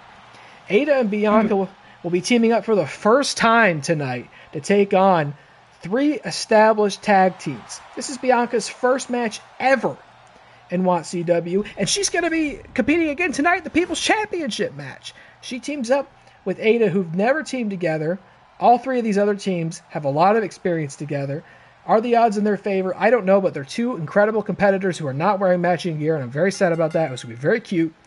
But here we go. Bell rings! And this, we could be here a long, long time, folks. Again, to run down. And I only see 100% of the vote put towards Ada Bianca, so that's what people think it is. 8 competitors. Each one has to be eliminated individually. So if Ada pins Cocaine, Randy Orton's still in it. And so on and so forth until only one team remains. That is the team that will go to ReelyMania. And it is this exact kind of match where the Todds Rack won those titles back at Tinfoil Turmoil in December. The same titles they still hold. The same titles they never lost in Season 1 in the first place. Whoever wins the exact same kind of match will have wholly earned the opportunity to go to Wembley and challenge DillyTodds and Metarract for the championships that seem singularly theirs. Wow, what a huge standing moonsault from Bianca, who's just an incredible athlete. I mean, what a last-minute signee this is. I mean, in a world where Bianca got picked up at night, or draft 1 or draft 2, I mean, that's almost a whole different season. Who knows what a difference maker she would be, and who knows what a difference maker she'll be right now. We could be talking about Bianca as a world champion at this point if she would have been picked up. Undoubtedly. I couldn't believe she had been slept on for so long. And when Featured played that card to pick up somebody off the 2K25 roster, I was elated to see it was Bianca, because I was like, come on. I mean, that if it were me, I would have done the same thing. DillyTodds said if we can close out the season, he'll die a happy man. That's what is at stake. A happy death for DillyTodds. Marty Supreme with a standing lariat to Ada Wong. It's going to be a while before somebody gets eliminated. This is Falls Count Anywhere. No disqualification. Anything goes. Wow, Marty just did a crazy... I mean, I can't even... How do you begin to call this action? It is just anywhere and everywhere. Like, I'm trying my hardest to keep an eye out. But again, because of the delay, because of all that, I can't call anything. I would be behind every single thing you just said, because there's just an Irish whip by the Mothman over there. It is crazy. I mean, it is going to be tough to even pick up a single elimination in this, because everybody's got backup in here. And so if you don't time it cleverly, it's very easy for that pin or that submission hold to get broken up. I mean, it's going to be tough, especially with Falls Count Anywhere. And these refs can take a long time to run around the ring and get in that advantage point where they can count the pin or count the submission. So it's going to take. We got a pin over there with Marty Supreme by Ada, but it was kick out. Kick out, and that's the other thing too. These are 8 incredible competitors. They'd be huge foes in a singles match. Ada Wong, I mean, like I said, she's almost a Triple Crown champion.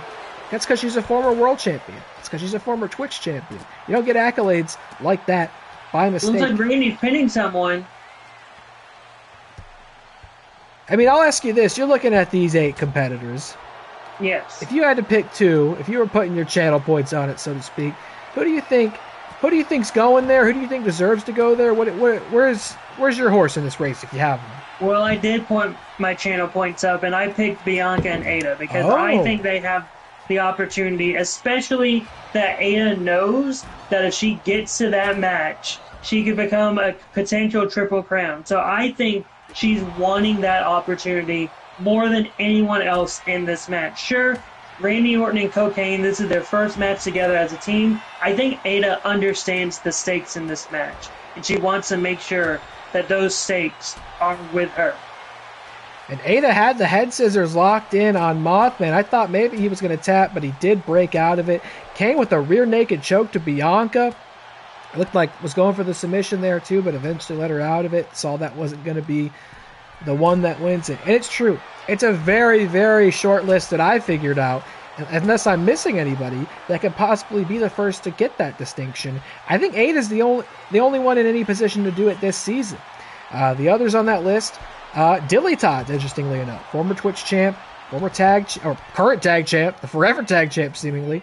He's just missing that big world title to put him on that short list. And he's a people's champ. He could be a full-on Grand Slam champ. I'm so glad you brought that up, because there is another person who would simultaneously become the first Triple Crown and the first Grand Slam champion if he were to win a Twitch title, and that's Mr. X. We won't see him do it this season, but he's only missing that Twitch title. He's won the Hardstyle People's Tag Championships and World title. All he's got to do is win the Twitch title. That's become one of one. There's also John Cena. We were talking about whether he's the GOAT. Former world champ, former Twitch champ. If he had become a tag champ when he was tagging with you, Eli, he would have been the first Triple Crown champ in that moment. Double pin! Oh, no, not Kane. 2! Not Mothman either. Wow, those 2 pins, camera close up on them right next to each other. This game's tricky like that. It can only count one at a time. I saw the one with Bianca. It was broken up. Someone hit Bianca on the back. That looked like it was it for Bianca. A victory for Bianca before someone broke it up. No eliminations yet. We got that traffic cone on the outside, one of the most feared weapons in the game because of what people can do with it. They can get in real deep, I'll tell you that much. Who's getting pinned? Nobody, because they kicked out. I think it was Marty on Ada, maybe? Hard to tell from over there. I don't know how the ref was counting that. He certainly couldn't see that shit from over there. It looked like it was Howie on Ada from my angle that I'm looking at it on the delay. You got to do a lot of damage to pin any one of these competitors, and to do it without it getting broken up. Ada's got the signature head scissors locked in on Howie. Is he going to tap out? No, he fights out of it. The Celestial I find Sirens. it hilarious how we're already at 5 stars. I mean, this is a tag team classic right here. This is a huge one. The Sirens would love to get this spot and get another bite at the Todderact apple. Here we go, and that's interesting. Orton and Bianca teaming up on Jersey Devil. But this then is what Kane I comes think you in. need to do. I understand each team is out for themselves, but you have to have moments when you're working together with other teams to wear down your other opponents. You're not wrong. Cocaine's going for it on Bianca. Choke slam in the ring. Hooks the leg. I don't know where the ref is, but he's got to get there to count this. I don't know where Ada is. She's right there. Breaks it up. And that might have been enough to eliminate Bianca. She didn't kick out of it, but it took so long for the ref to get there. Count that pin that Ada had plenty of time to get in there and break it up. RKO on the Mothman! RKO at ringside. The ref's right there. 1, 2, 3. The Mothman has been eliminated. The first elimination, and it is one of the cryptids. But the Jersey Devils rolling up Marty, and strangely, Randy Orton broke it up. He's bloodlusted. He's hearing those voices. Bianca's covering Howie. 2, 3. Howie's out. Howie's out. That is a Celestial Siren out of the match. Marty's left to fight for himself, as is the Jersey Devil, who hooks the leg on Cocaine. But Randy Orton's right there to break it up. Marty's got a circus mallet. Ada and Bianca both still in this. Orton and Cocaine both still in this. Jersey Devil and Marty Supreme gonna have to fight as individuals to get that shot. Pile driver on the Viper. And then Cocaine hits the Devil with a trash can.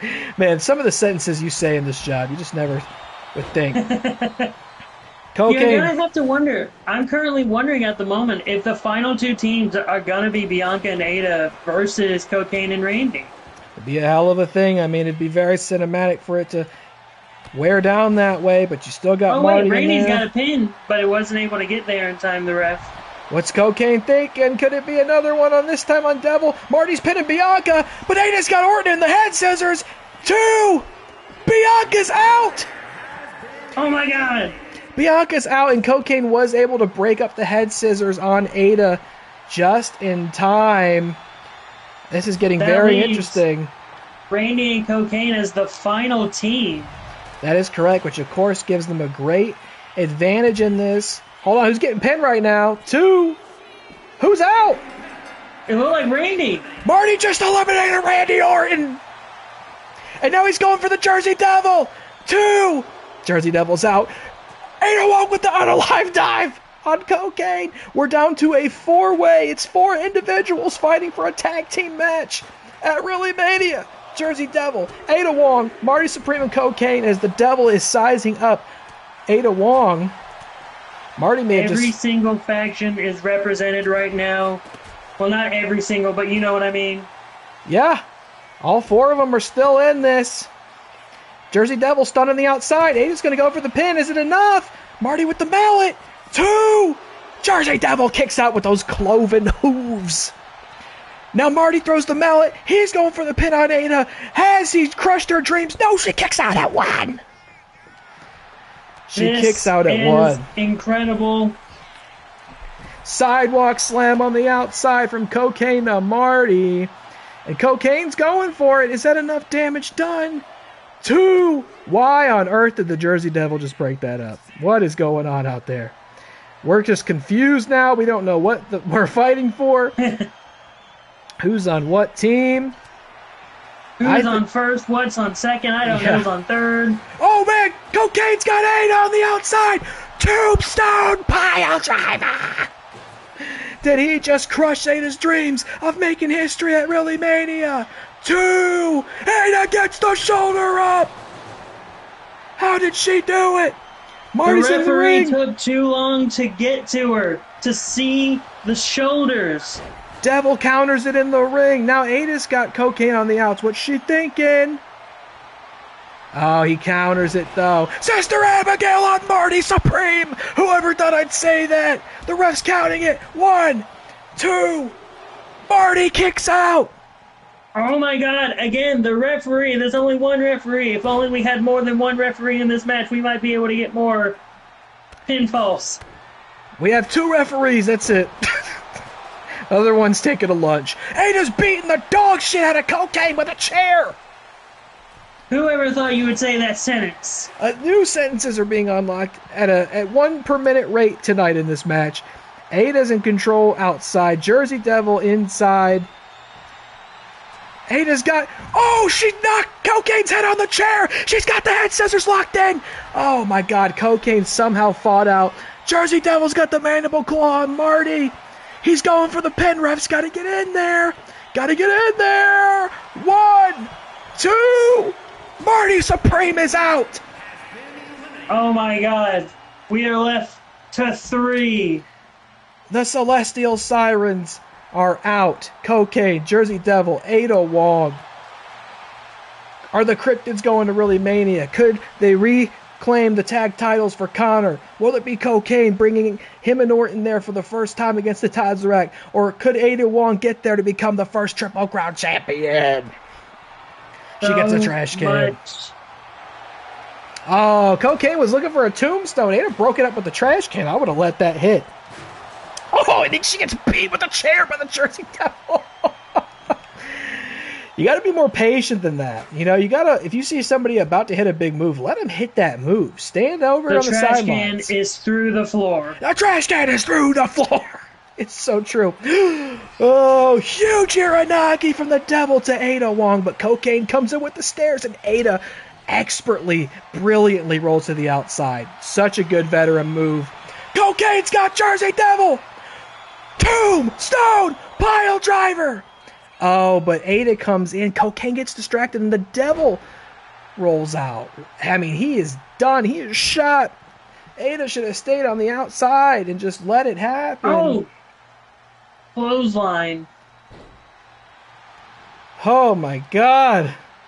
There's so much here. action happening, but we have our top 3 teams right now. You can only imagine that Metarract watching in the backstage area right now. Vintage Cocaine with the flying knee. Jersey Devil picked up the trash can out of the ground, and then it no-clipped back into the ground. It was amazing. Mandible claw on the Devil to Cocaine. Ada rolls to the outside. Devil...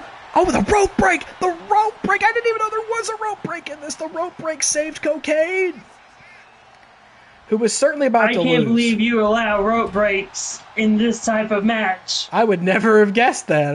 That's very interesting.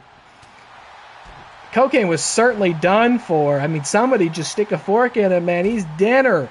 Go get him. Ada's got the Jersey Devil, and she's locking in. The super secret head scissors. The Jersey Devil's tapping out. It's down to Ada. It's down to Cocaine. Who's going to ReelyMania to challenge the Metarract? This could be Ada's moment to shine. What's it going to be? Cocaine takes early control here. It's a one-on-one match for the tag title opportunity in Wembley. Cocaine throws her off the ropes, bounces her back. It's anybody's match here. Rolling to the outside won't save you. Falls count anywhere. Apparently rope break's still active. Cocaine with the double axe handle off the top. Ada's stunned. Cocaine's looking at those turmoil steel steps. He could do some nasty damage. That's the Juggalo World Champion. But Ada counters it with a huge double stomp. Can she do it? Is she sending this one home? Is she going to Wembley? Oh, Cocaine counters the drop kick. They're so evenly matched. They want this so badly. Whoa! At the Fisher! That suplex! What a bridge! Oh. Ada's on the apron. She's got to put this one away quick. You cannot let Cocaine get back in control. That man is so deadly. He's a world champion to the Juggalos, for God's sake.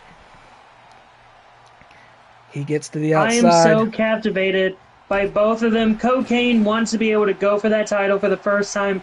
Ada wants to become a Triple Crown. This is so fascinating. Ada's up top. What's she thinking? Calls cocaine to his feet. Wow! Diving DDT on the outside. Hooks the leg. Ref's right there. 2, 3. Ada Wong and Bianca Belair are going to ReelyMania. She did it! She's going for Triple Crown! Bianca comes back down to celebrate. And the last minute move, the last minute draft, the last minute division change is paid off in spades because Ada Wong and Bianca Belair in their first match beat nearly the whole damn division. And now they're going to ReelyMania III to challenge. The steel steps are floating in midair. We have broken physics and the laws of gravity all across this match. But they are going to ReelyMania, where history is guaranteed to be made. And the tag team championship match, either Ada Wong becomes the first wrestler in WATCW history to be a Triple Crown champion, or the Metarract will go undefeated 2 straight seasons and truly prove they are the undisputed forever tag champions. And I am so inspired by what I just saw. I am so fired up that I want to make sure this match is so definitive in its decision. No flukes, no nonsense. So I have a perfect stipulation in mind to make this tag match as interesting as possible. I don't want... When you have legacies at stake like this, it almost seems inappropriate that a single, simple decision could determine their fates. So we're going to make this a 2 out of 3 falls tag team match for the WATCW World Tag Team Championship at ReelyMania 3. Ada Wong and Bianca Belair, who may be the people's champion going into ReelyMania 3, will take on the Metarract. And to become the champs or defend the titles, you got to beat your opponents not once, but twice in one night. Stamp of approval, it's booked. We're going AAA style. We're going to Mexico with this type of match. I'm excited. That's right, Feature. The first ever 2 out of 3 falls tag match, I believe, in league history. I certainly can't remember booking one. We're making history, top to bottom, beginning to end. And interestingly enough, I don't think I had this one on my itinerary for tonight, but it seems like a competitor that I have a lot of respect for. Wendy, the front of the line, Ferguson. Hey, all the ladies want to come out here and say something. I think that's just fine. We'd love to hear from our women, our powerful women of WATCW. Wendy Ferguson. Look, we're having more women action on your show than a typical WWE program. Yeah, the sky's blue. Look, Wendy Ferguson, huge pickup signee from Waffle House Championship Wrestling at the start of the season. A free agent sensation, has picked up massive wins. A former member of Team OB, helped us win War Games. What does she have to say? Let me hear her out and not speak over her here. Wendy Ferguson says she heard everything that Becky the Wreck Radis had to say at the start of the night. And she heard, as a man that she has a lot of respect for, me, the OFB, came out and turned the challenge down. And Wendy realizes that I have my reasons.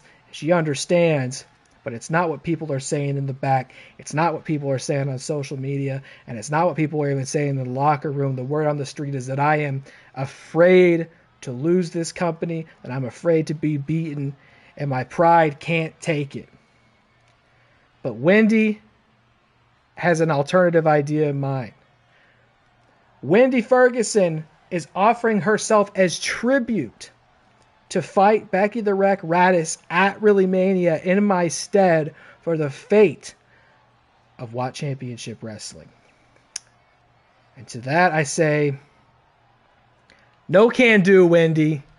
I'm sorry. I've got too much respect and admiration for you. You got a bright future ahead of you, no doubt. You're a future great in this company, in this league, but I cannot in good conscience have you go to ReelyMania and fight a former 3-time women's world champion. In my honor, for the fate of my company, you were an incredible member of Team OFB. You've done your service.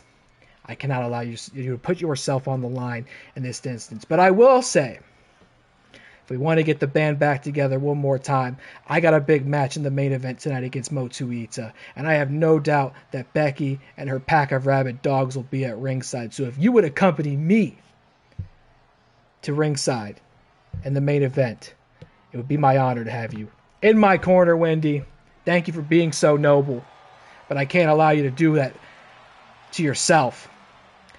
And she doesn't seem happy with the answer, but I've got a feeling I'll be bringing a +1 to the Traitor Trial combat tonight. I'm sorry, I just can't. It's an incredible offer. It takes a lot of guts, a lot of moxie, a lot of pride to offer yourself up in such a volatile situation. But I've let these people fight my fight for me. The entire reason I've released people like Wendy and Cody and even Motuita back into free agency was that they wouldn't have to continue fighting my fights for me.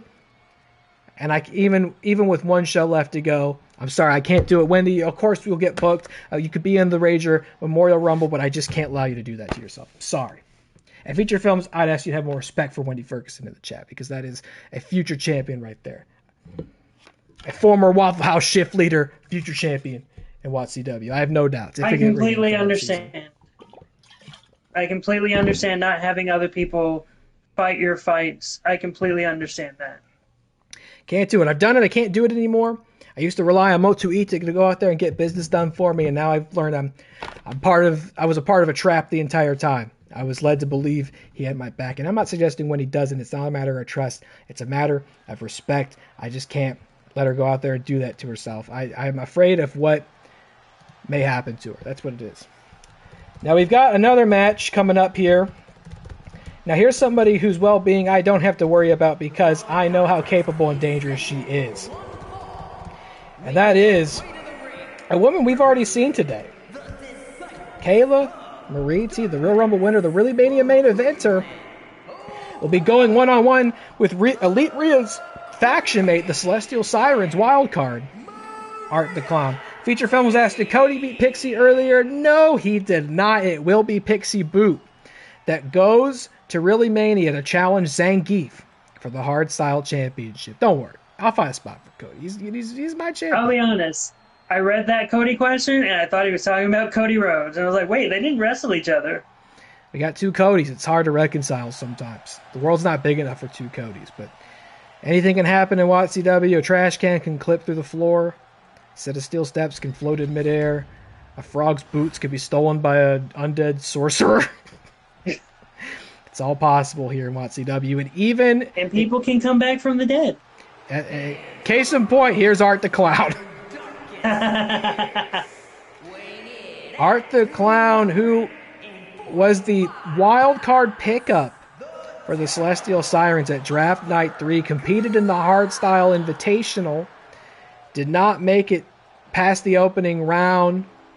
And, again, I think there's something to be said about the Curse of the Sirens. I think they have appealed to some sort of dark force in the cosmos, expecting for it to provide, and instead it only continues to take, because even a wild card like Art the Clown, who could reasonably come in here fresh start and make a lot of momentum for himself, just hasn't been able to do it in the way that the Sirens haven't been able to do a lot this whole season, with perhaps the very distinct exception of two-time women's champion Rhea Ripley, Elite Rhea Ripley. And now her faction mate Art will go one-on-one with her ReelyMania opponent. And we were talking earlier, Kayla was in that Twitch division gauntlet. She was very, very impressive, very formidable. I can't really hold it against her that she didn't go all the way. She took out two incredible competitors before Thunderlips got the best of her. Now she's refreshed. She's got to do it again against Art. And, obviously, look, no titles are on the line. It's not, nobody can take anything away from her. She's main event in that show no matter what. But when you go up against somebody who's on the same faction as Rhea, I mean, you can't afford to lose this singles match. Imagine what that'll do to Rhea's confidence, what that'll do to your momentum. This is an opportunity to make a statement to the Women's World Champ. Because next time WATCW's live, it will be ReelyMania. They're not going to have a bunch of opportunities to go in there and press each other's buttons. It's game time. And Kayla's got to take the opportunity that's been afforded to her and show Elite Rhea, hey, I'm a former two-time women's champion. I'm a Real Rumble winner. And I believe last time Kayla competed at ReelyMania in Season 2, it was her beating Becky the Wreck Radis one-on-one. She has faced incredible opponents. She's competed on that stage, and she's only seen success there. So, while Rhea is the champ, this is Kayla's opportunity to show her what she's got waiting for her in the main event. And she does, unfortunately, whiff that top rope maneuver. I don't know what she was going for. I didn't quite get it. It looked like she was going for a DDT. Didn't get it. And Art the Clown went for a quick early pin. Didn't get that either. And I mean, like, I can't pretend there's a world in which Art the Clown gets to go compete for a title this season. Maybe he'll be in the Rick Radis Memorial Rumble. Maybe he could get that commemorative belt there.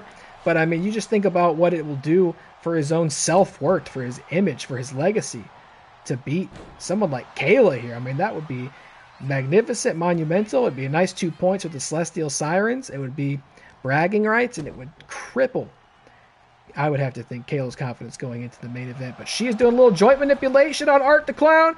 Nice arm drag out of the corner. Sends the Psycho Clown soaring. Art the Clown. You have to imagine what this would do to Art the Clown if he were to get a win. Like, would he go on a rampage? Would we have to worry about what's happening in Cleveland? Hey, you should always worry about what's happening in Cleveland. It's a long drive from Loveland, but you'll still see some weird stuff in Cleveland. I don't think we have any cryptids up towards that part of the world. I was going to say part of the world, part of the state. Probably too busy. And also just kind of stinky. Cleveland's kind of... I can check. I love Cleveland, but it's kind of stinky. If I was a cryptid, I would find somewhere that was a little bit more aromatic to hide out in. Oh, you do have some. Cleveland does have some cryptids. Who we got? The Melon Heads. The Melon Heads? You're so right. I have heard of the Melon Heads. And Orange Eyes. I don't know Orange Eyes. Kayla! Described, almost got it. Orange Eyes is described as a huge Sasquatch-like creature with glowing orange eyes that historically inhabited the area under the Riverside Cemetery. Fascinating. He's a ground-dwelling, orange-eyed Sasquatch man. There's also Orange the eyes. Ohio Grassman. Now, Grassman, it was one I was referencing earlier. That is apparently, I said Cleveland's kind of stinky. If he goes up there, he might be why.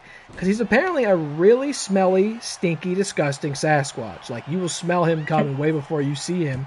Could be why. It's interesting we put those pieces together tonight here at the Rocket Mortgage Fieldhouse right here in Cleveland. Do you think that the cryptids are hanging out with other cryptids recently? I like to think so. I mean, I don't know. Maybe Orange Eyes and the Grassman and the Melonheads at least like meat for drinks. Melonheads, if I remember correctly, I've heard this one before. I think were said to be like escaped like carnival freak show attractions. And that like ran off into the woods and like reproduced. Feel free to challenge me on that if you're seeing conflicting I will look up Melonheads now. I also feel like Melonheads is like sort of a maybe quasi-offensive derogatory term, like a really outdated like medical term. Melonheads are beings generally described as large-headed humanoids with bulbous large craniums who occasionally emerge from hiding places to attack. Whoa, Art got some sort of flying bullshit off the top there. Go hooking the leg. I don't know if that's enough. Is it? Kayla got the shoulder up. I don't know what the hell he did. Flying whatever the fuck, but it did a lot of damage. So I'm looking it up now. Apparently, according to local lore of Cleveland, of the Kirkland suburb, the Melonheads were originally orphans under the watch of a mysterious figure known as Dr. Crow. Dr. Fro? No, Dr. Crow. Like, Dr. Crow, come on. That's not a guy. I can believe in Melonheads, but I draw the line at Dr. Crow. Well, it's saying Crow spelled like Russell Crowe or something like that. Ah, okay. That makes it a little bit better. That changes Crow things. is said to have performed unusual experiments on the children who developed large, hairless heads and malformed bodies. Some accounts claim that the children were already suffering from hydrocephalus and that Crow injected even more fluid into their brains. Oh, dude, this guy stinks. Yeah, and the legend continues, the children killed Crow, burned the orphanage, and retreated to the surrounding forest and supposedly feed on babies. Hell yeah, Melonheads, get your receipt. Get his ass. Apparently, there's a horror anthology film called The Field Guide to Evil, featuring 8 stories from cultures around the world, and the Melonheads are apparently in the U.S. Gotta get that. Gotta see that shit. Melonhead There's also movies. another movie that came out. There's another movie that came out in 2010 called Legend of the Melonheads. Yes. Then there's a 2024 movie called The Melonheads, House of Crow. Awesome. I want to watch all these movies. I'm going to have a little film fest. The Melon Fest. All about the Melonheads. Come on down to Melon Fest. And, of course, we'll smash a watermelon like Gallagher. And, well, that's all we'll have to eat. It'd be a hell of a show. I think Gallagher's dead, or I would just book him. But I think he's passed away. We need to find a way to just do a cryptid film festival where it's just every single cryptid movie ever made. I haven't seen it, shockingly, but there was a Loveland Frog horror movie. Hold on! Okay, Art was going for the pin. It's been a pretty good competitive match, I gotta say. There was a allegedly pretty good Loveland Frog horror movie like a year or two ago, and I think a sequel's in development, but I shockingly have not seen it. Kayla's got the Maylock guy down, Art the Clown! Is the clown gonna... Oh, rope break. Another dastardly rope break. I think he would have tapped there. I think that would have been it. But it's been very competitive, I gotta say. Art's looked good. Kayla's got a bunch of big moves in. Springboard crossbody. A competitive match when we talk about cryptids again. There's always almost one match on these cards that just does not get discussed because something very important like the Melonheads comes up. Wow, what a beautiful moonsault from Kayla, but Art scouts it, gets out of the way. She crashes hard on the mat. He's putting out a show. I mean, this is also, you got to think, his responsibility here is to wear Kayla down. She's already wrestled tonight. She's going to be doing double duty at ReelyMania. And now he can wear her down even more headed to Wembley. She's going to be jet lagged when she gets there. And she might have some Art the Clown-shaped bruises. I mean, hold on. Wait a minute. What's she thinking? No way. Big curb stop on the mat. That was mean.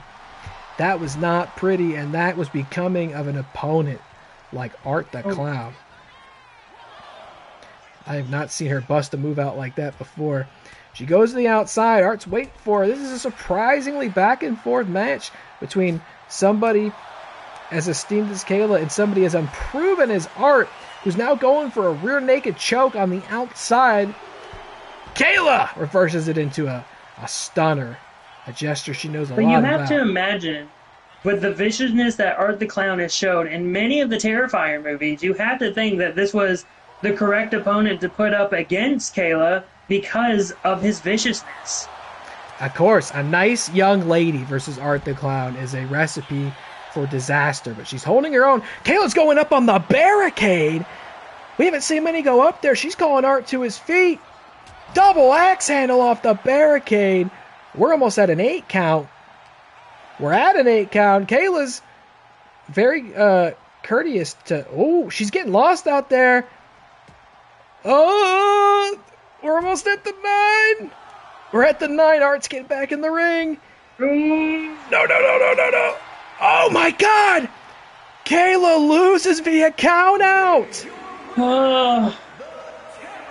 And Art the Clown is celebrating. I mean, that's the story. You have to imagine that was Art's plan. Get her as distracted as possible and then get into the ring gloating. Art the Clown wore her down, tired her out. She's gassed, she's hurt, and she couldn't get back into the ring in time. And that was exactly what I think he was set out to do here ahead of ReelyMania. And look, I'm looking at the stats here, and it seems to me that Rhea Ripley was maybe going to come out and attack Kayla at some point. You know, and maybe that was something that we had planned for in the instance that Kayla won this match, but Art actually came out victorious, and so that event hasn't even come to pass. But I think the statements don't need to be made. The questions that's being asked here is, can Kayla afford to run double duty at ReelyMania and still compete in that main event? I mean, one outcome is she leaves ReelyMania double belted. She could be a simultaneous world champ and Twitch champ. Talk about history. That sure as hell never happened before. Or she has to go through a brutal 6-competitor Hell in a Cell match and then also main event the show against Elite Rhea Ripley, who I have it on good record is ecstatic about the opportunity to spoil this season for the other factions, the Cenobites in particular. Because, let's face it, we know and have known the Celestial Sirens are not winning this season. Not by a long shot. But it could be their woman, Elite Rhea Ripley, who holds that title high and serves as the final image of the season, solidifying herself as the forever champ of Season 2. It may not win them the war, but it'll win them the battle. And what are people going to remember more than that final closing shot at ReelyMania 3? Rhea has the opportunity to spoil and steal this from the rest of the league for the Sirens. The group that people have stepped on, mocked, laughed at, she has the opportunity to make them all pay for it, and it's up to Kayla to try and stop her in the main event. Dilly says he's been there. FeaturedFilms says no fucking way. Feature says Kayla was too focused on her match at ReelyMania, and I think you're right. That's the point I'm making. Is she's got 2 matches at ReelyMania, and what conditions is she going to be in her first? She did double duty today. Lost the gauntlet match and then lost against Art the Clown 101, which I think is a match that a lot of us thought was maybe a layup. I'm looking at the poll. Yep, 100% of the vote went to Kayla. I would have voted there as well. Art the Clown, I think it's his first win ever in the Fantasy Faction War. He competed in our Halloween tournament last year. I can't remember if he won any matches in that, but I think he made it to the semifinals. But I digress. A big win for him. 2 points for the Sirens, and now Kayla will have to do double duty again. And once again, face the entire Twitch division to start off things. So, I don't know. It could also be very likely that she was expecting Elite Rhea Ripley to come down to the ring to cause a distraction. As far as I could tell, she was waiting in the wings to do that, and then maybe saw that Art had it under control, and it wasn't necessary to even bother sending the message, which means Elite Rhea Ripley she's not even booked tonight. She's out of here. What on earth is this? Wait a minute. I think this was when we were meant to see a public execution of EliMac, but something else is on my screen. I got to press play. I got to see what's going on here. What is happening? I was ready to meet Braun Breaker in the ring, but... Braun Breaker's there waiting for you. Yeah, wait a minute. To desk. It's Waddy the Walrus. I don't know why he just threw Maria from Silent Hill 2 down on the ground. But wait a minute.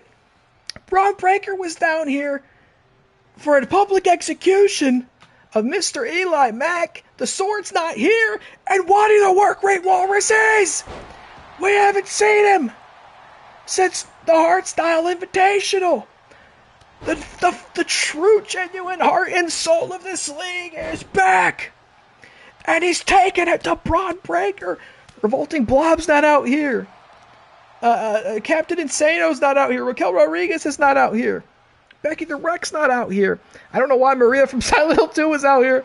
But Waddy is going on a rampage that it seems to have extended to the sword tonight as he's dropping elbows on Braun Breaker. No, feature, we have not had the People's Championship match tonight. It's coming up soon. It's got to be coming up soon. Wait a minute. Huge stop from Waddy. He's going... I've never seen a move like this. This walrus is possessed. He's got... This is revenge.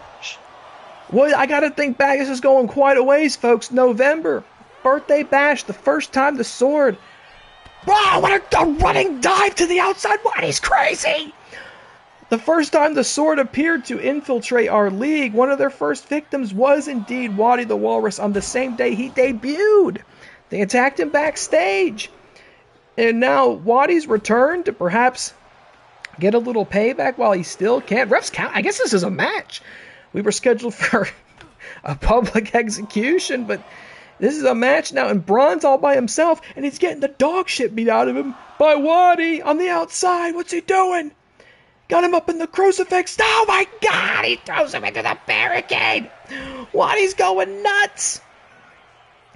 Waddy the Walrus, who I love so much. We've sold so many plush dolls of this guy.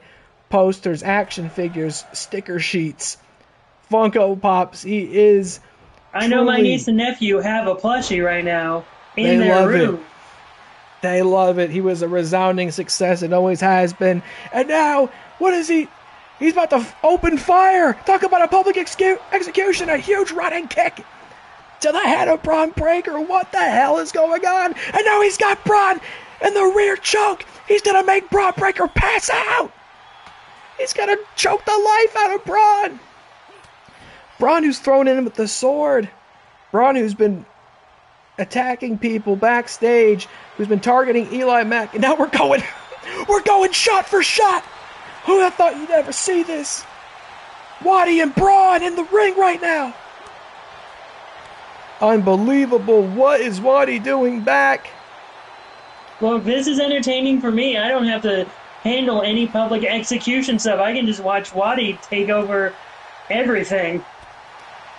He is fighting like a walrus possessed. Back and forth we go, fighting forever. Here we go, they're slugging it out. Cleveland's going crazy. And it's Waddy who gets the advantage. With those big purple pythons. And the flippers. Oh, whoa, he bounces off the ropes. Lariat, running lariat. Bounces off the ropes. 1, 2. Oh, Braun just barely gets the shoulder up. I can't believe this is a match. I didn't even approve this with my big stamp, but I love what I'm seeing. I didn't even know Waddy was here. He's busted Braun open. This is amazing. What's he doing up there? What are you thinking, Waddy? Get down from there. Wow, flying DDT. Hooks the leg on Braun Breaker. 1, 2, 3. Oh. Oh, 2.9. I bought in. They got me. And the faithful in Cleveland are chanting it. Fight forever. They are as shocked as I am to see Waddy back here. And of all the people he could have chosen, it was Braun Breaker, who thought he held all the cards. He was ready to stage an execution. He was ready to permanently remove Eli from the roster. And now Waddy's going off the top with another DDT. Hooks the leg. 1, 2. Oh, counted, Braun. Kick out of it again. Waddy's relentless. DDTs are strong, but they gotta be perfectly timed. Off the top was nuts. Oh. Whoa, what a spinning power bomb. That was nuts. Where did Waddy learn these moves? I've never seen him fight like this before. Where's he been? Where's he been training? Buckshot Larry. Has he been in AEW recently? Buckshot Lariat, holy shit, this dude's crazy. Waddy, where'd you learn to move like this? All we ever needed from Waddy was to sign autographs, take pictures, maybe do a little meet and greet, a little PR. But he is out here beating the brakes off Braun Breaker. Beating the brakes. BRAKKS. Braun goes up top, but I think Waddy's going to catch him up there. Oh, he got a little bit of the shoulder block. Certainly didn't get all of it. This is unbelievable. I mean, Braun's barely been able to get a move in here, but he gets the spear. Damn it all. Braun spears Waddy and hooks the leg. Come on, Waddy. He got the shoulder up. Waddy got the shoulder up against Taylor, the odds. what are we watching at this moment? We are watching the birth of a true legend here at the Final Turmoil. Waddy just won't stay down. What's Braun trying for here? Some sort of submission. Waddy's going to fight out of it. Boom! Boxes the ears. Come on, Waddy. Do it for all of us. Swinging neck breaker. And he's opening fire on Braun again. The execution has been reversed. As FeaturedFilms says, this is a watch-secution. This is wild. A running drop kick to Waddy. Braun is trying so hard to get control of this. He's being embarrassed, humiliated. He was supposed to have held all the cards here. But now a damn anthropomorphic purple walrus has beat his ass. Oh, look, now he's choking him in the corner. Desperation on behalf of the sword. And still, none of them are out here. I gotta wonder if Waddy took a visit to the locker room before coming out here, because usually the sword would be running to his rescue. They should already be out here. Look, I can neither confirm nor deny what happened backstage. They may have been incapacitated. Huge slam from Braun, who is, he is a hell of a competitor. He is fighting to get back in control of this thing. This is the same man who beat Roman Reigns clean 1, 2, 3. And he's going to try to do it now against Waddy. Holds the shoulder down. Waddy kicks out! Holy shit. Waddy's up. Oh, a second spear. That's got to be it, surely. 2. Waddy got the shoulder! Oh my god! Waddy kicked out of a second spear! I can hear the crowd right now. They are chanting, Waddy, Waddy, Waddy, Waddy. They love this dude. Death Waddler! Death Waddler! No way! He's pulling Braun from the ropes. He's got so much ring awareness. Hooks the leg! Did he do it with the Death Waddler? 2, 3, Waddy beats Braun! Let's go, Waddy! Waddy the Walrus just beat the latest recruit in the Sword and spoiled their last shot at a public execution. And I'll tell you why. When you look at Waddy the Walrus, that is the heart and soul of WATCW, MrEliMac.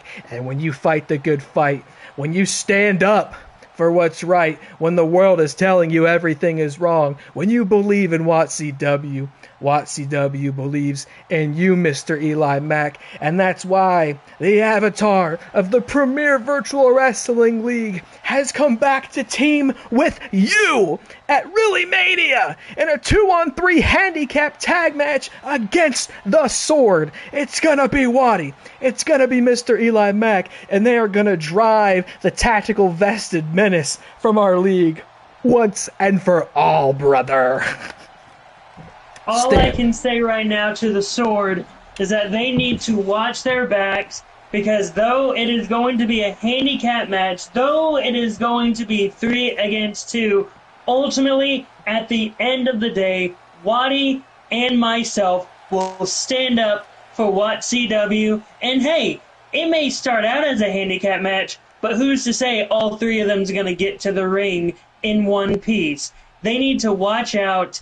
We, Waddy and myself, are going to be leaving ReelyMania the winners, kicking Sword out of this company. That is so damn right.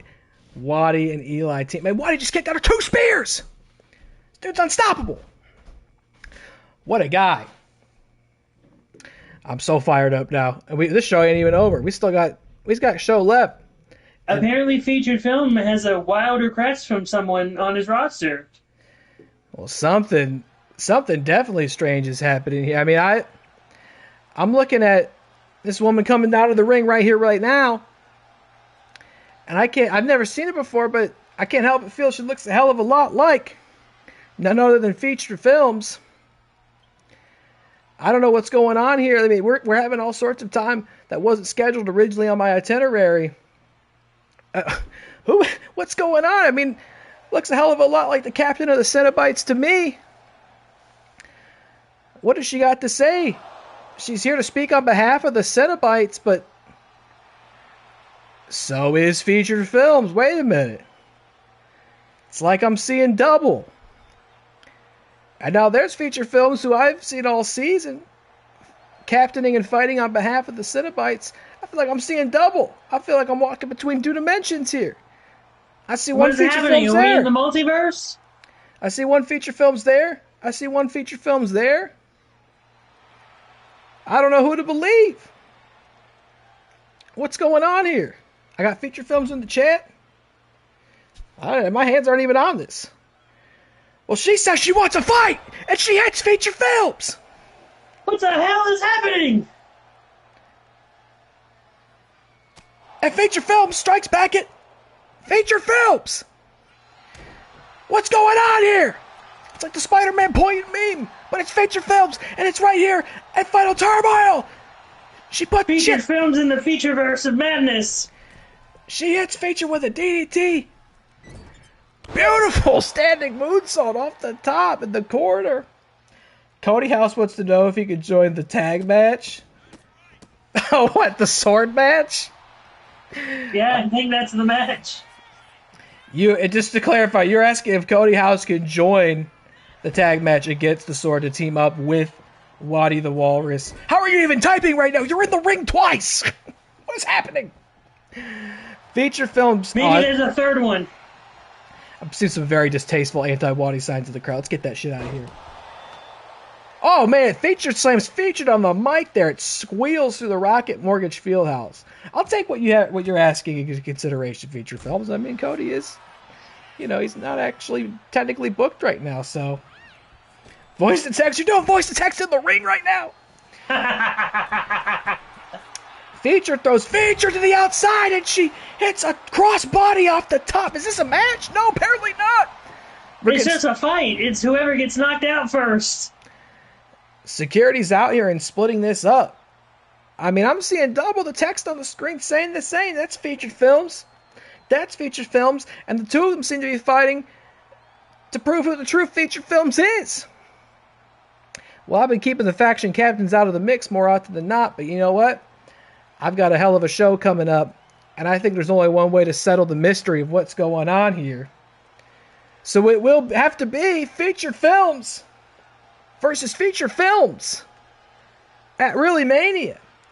And only one Featured Films will remain.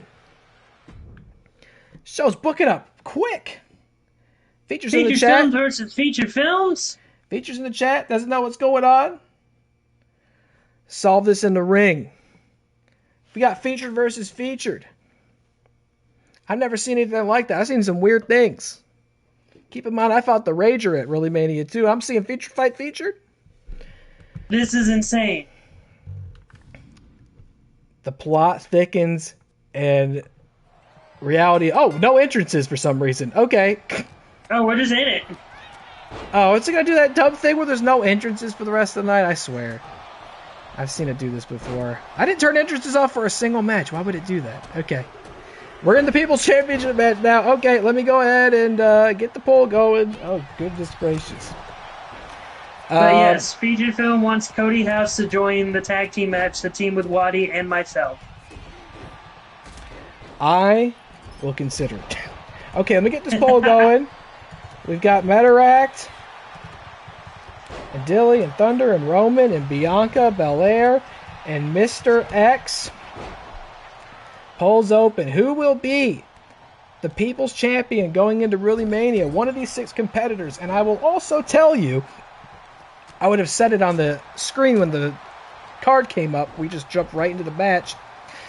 A captain's card has been played on this match, and I can tell you it'll be the final captain's card of the season because they aren't eligible to be played at ReelyMania. Suge Knight 323 played his card to make this a Texas death match. A 6-person Texas death match, which means, of course, no DQ. I think no rope breaks, but that last match there was for a loop here. Falls count anywhere, but the only way to get your opponent to win is to make your opponent submit or quit tonight. No pinfalls are eligible in this one. And it's not elimination. First one to pull it off. We've got Roman Reigns, Bianca Belair, both members of the Todseract, Mr. X, and Thunderlips are in there for the penultimate People's Championship match tonight. Whoever wins this year is taking it to ReelyMania, as well as that +5 stat boost that automatically comes with it. It also makes your matches worth an extra point when you win them. Roman holds it right now, so that means Roman standing there is as strong as Roman has ever been. What a move! From X to Dilly there. Thunderlips. Texas Deathmatch. Thunderlips already has a +5 stat boost from the Twitch Gauntlet. If he wins the People's Championship, he'll get a +10. That's chaotic. Bianca Belair's over there. She's going to challenge for the World Tag Champion. I just realized she's in there with the Todseract. We're getting the preview right now. And if she's the People's Champion, she'll take that title when she goes to challenge them. Get a little stat boost. Alternatively, the Todseract. If either of them wins the People's Championship, they'll be taking it to ReelyMania. if Roman Reigns wins, he'll be taking it to the men's world title match of ReelyMania. I mean, everybody could really stand to benefit from this. Mr. X is in there. I think Mr. X might be in the Rick Radis Rager Memorial Rumble, but who wouldn't want some extra points? Title. That's an excellent point, Eli. If he wins the People's Championship here tonight, wow, what a double team, Roman and X there. If he wins the People's Championship here tonight, he's in that match, and he could just as well be in that match if Connor redeems points between now and then and puts him in that match if he doesn't win tonight. Same could be true for. I'm really curious what the People's Championship match is going to look like at ReelyMania, because it's the one I have the least control over, and with the points discounted and with everybody desperate to get in that final match. Shug might even win this match. As Meta hits a light tube, Shug might even win this match, but if he doesn't, he's got someone in the People's Championship match. And who has just joined me at commentary? None other than the captain of the #1 team, Chris Anthony Lopez. How the hell are we doing? Or maybe not, brother. Where is he? I don't hear him. I don't hear him either. Well, there he is. How we doing? I had to clock in for the last turmoil of the season, babe. Here Almost we are. over. OFB, hello. Yo, Eli, what's poppin'? What's good, bro? We're here. We're here. This Texas Deathmatch 6-way for the People's Championship. This is the epitome of WATCW right here. This is it. This is WATCW in a nutshell. 6 wrestlers, Texas Deathmatch for the People's Championship. They're all fighting on the outside. First submission wins. This could be quite a time here in the Rocket Mortgage Fieldhouse here in Cleveland, Ohio. Oh, Dilly punched Metarract. Yeah, he's got thrown like a sack of potatoes by Mr. X. Chris, you masterfully orchestrated this. Dilly redeemed his points to get in this, and then you redeemed your own to put Meta in here. Both members of the Metarract in this match. So just statistically, mathematically speaking, y'all have the greatest odds of coming home with this belt. And though Meta hits a huge sidekick to Dilly's head, crazy to see those two fighting against each other. Not since the casket match of Halloween Riot have we seen them on opposing sides, and it is every man for himself out there. But it's still a hell of a thing to see those two fight each other. You know, having them both in the same match, it was a conversation that I had with the both of them. They both okayed it. They're both cool with it. They know the nature of the game. And frankly, again, they both want to be involved in the last turmoil. And here they are representing the Heartbreakers.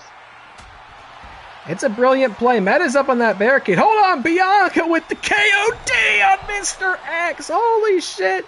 And if you could make a pinfall, now would be the time to do it. But she's got to make Mr. X tap out. Decides to go kick Roman Reigns instead. Chris, did you catch this? Ada Wong and Bianca Belair will challenge the Metarract at ReelyMania. How we feeling? Oh, we were watching in the Heartbreak Butts. We were there, vibing, scouting, seeing what the teams are. Great match, by the way. And if we're being honest, look at how the Metarract made their name in this season of WATCW in a tornado tag match where all the competitors are in at once. However, the Metarract were a united front. Both of them remained in the match. And while we did see Bianca get eliminated, congratulations. But Ada, Bianca, get ready. Both of y'all are getting pinned at ReelyMania. Oh my, it could, because I'm sure you also heard it's 2 out of 3 falls. 2 out of 3 falls. Damn right. Both of them getting pinned. Both of them. And Dilly's Just got like Bianca in the sharpshooter right now. A taste of things to come in Wembley, perhaps, as he wrenches back there. Be careful. She's eating for 2. Be gentle. We've made history. We're making history. So we're making history tonight with Bianca as the first actively pregnant competitor in WATCW. Hell yeah. She's like I got a bun in the oven, but the opportunity to win the tag titles at ReelyMania means too much. I gotta go. Yo, Roman in addition. Roman with the Superman punch, and now's got Thunderlips in the rear naked choke. Bianca breaks it up, and I do think that could have. Oh, but Roman's got Bianca in the guillotine. Dilly breaks that up. Oh, it's going to be so hard to win this. This match is going to go on for a while. This is crazy. I mean, what a group This is what happens when you use a Texas death match. Oh, check out this shot of Thunderlips getting blasted in the head with the exploding hammer. It's so, it's so crazy. That was fucking Mr. nuts. X is flinging that thing around. That was so good. DillyTodds has got Mr. X last ride. The last ride. Bye-bye. X rolls out to the outside, but that's not going to save him because falls count anywhere, and DillyTodds is locking in the Boston Crab from fucking Boston. Is he going to tap? Yeah, Boston. What's Metarract doing? What's Metarract doing? Camera angle changes. Whoa, coast to coast drop kick on Roman Reigns. That was sick. Metarract, just when you think he has shown you his whole arsenal, he busts out something new. That was crazy. Now he's trying to make Roman tap. Bianca breaks that up. It's exciting to see Meta in this. I don't know if we've seen him compete for this title all season. I mean, he's so resigned to those tag titles. Not that there's anything wrong with that. I mean, wow, what the fuck? He just... this is crazy. I'm at a loss for words. Samoa drop. Metarract is showing out tonight in singles competition. He's still got that hag magic. Underrated magic. Performers in this whole league. I'm telling you. I guess so. I mean, you wouldn't think it being one half of the greatest team of all time. Roman's got the exploding hammer on Bianca.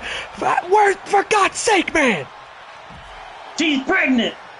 But she's got him up now. KOD is Bianca the wadiest wrestler. She is the EST of what seat? Nope. The peopleiest. And now she's going for the submission on Roman. 2 knees to the back. Meta breaks that up. What a way to celebrate the People's Championship. Guillotine on Bianca. Oh, God. Oh, my God. She stands up out of it. What a strong woman. We've seen Roman in so many matches in that guillotine. And now Meta's taking the exploding hammer to Dilly. That's your brother, for God's sake. Oh, man. I mean, are we not worried about a potential rift forming between these two if Pride gets in the way? Right ahead of the biggest match? I understand that this is business and not personal. Dilly says he needs him to pin him. It's strictly business. He can't pin you in a Texas death match, but he can make you submit. And if you want to submit to Meta, we could see that tonight. That'd be a hell of a thing to see, DillyTodds. I know it's a thing for you, but Dilly's got Roman Reigns in the sharpshooter! Middle of the ring! Ref is right there! Is Roman gonna tap? Roman taps! Oh my God! Just as God intended! Roman taps! And DillyTodds is once again the People's Champion! And he's doing a double Dilly at ReelyMania when he puts that title on the line, as well as the World Tag Championship. Makes Roman Reigns tap. You've got to respect DillyTodds. He is one of the most prolific wrestlers in WATCW. He has virtually done it all outside of a few titles, but nonetheless, he is one of the most decorated wrestlers in WATCW. If I could speak on behalf of DillyTodds for 1 second, Sure. When we discuss the entire season that we've had, every pay-per-view, every PLE, every turmoil, who has been the consistent present force near the top of the card? You're looking at him. It's DillyTodds. When we are at the Watskers, I don't wanna say this too loud. I don't want to say this too loud because all the voters, we haven't even done the categories yet. No. But Dilly needs to be in the conversation for MVP of WATCW in Season 2. We need to have that conversation. Wrestler of the Year?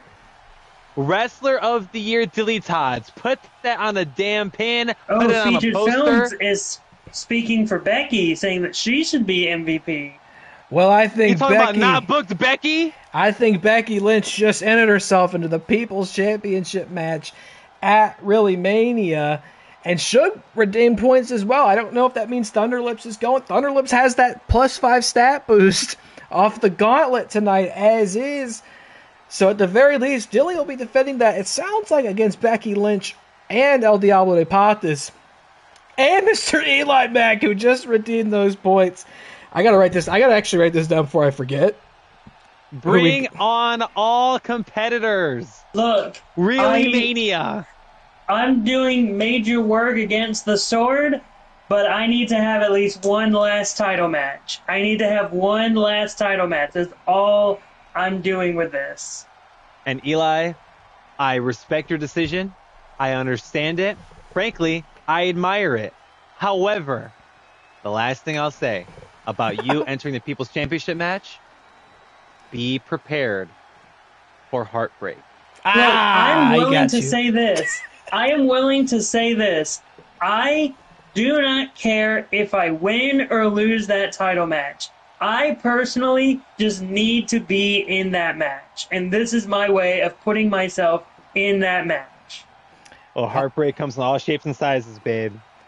Well, look, I'll say this. We got 4 people in that match, and most matches cap out at 8 competitors, so it's filling up quick. If it goes past 8, we might have to have a second Rumble match for the People's Championship. Let's go! I think you can do a 10-man Rumble, so that might have to be the way, or a Battle Royal. I don't know. It depending on how it fills up. It might be the first time we ever get maxed out for the People's title. What's Chris doing?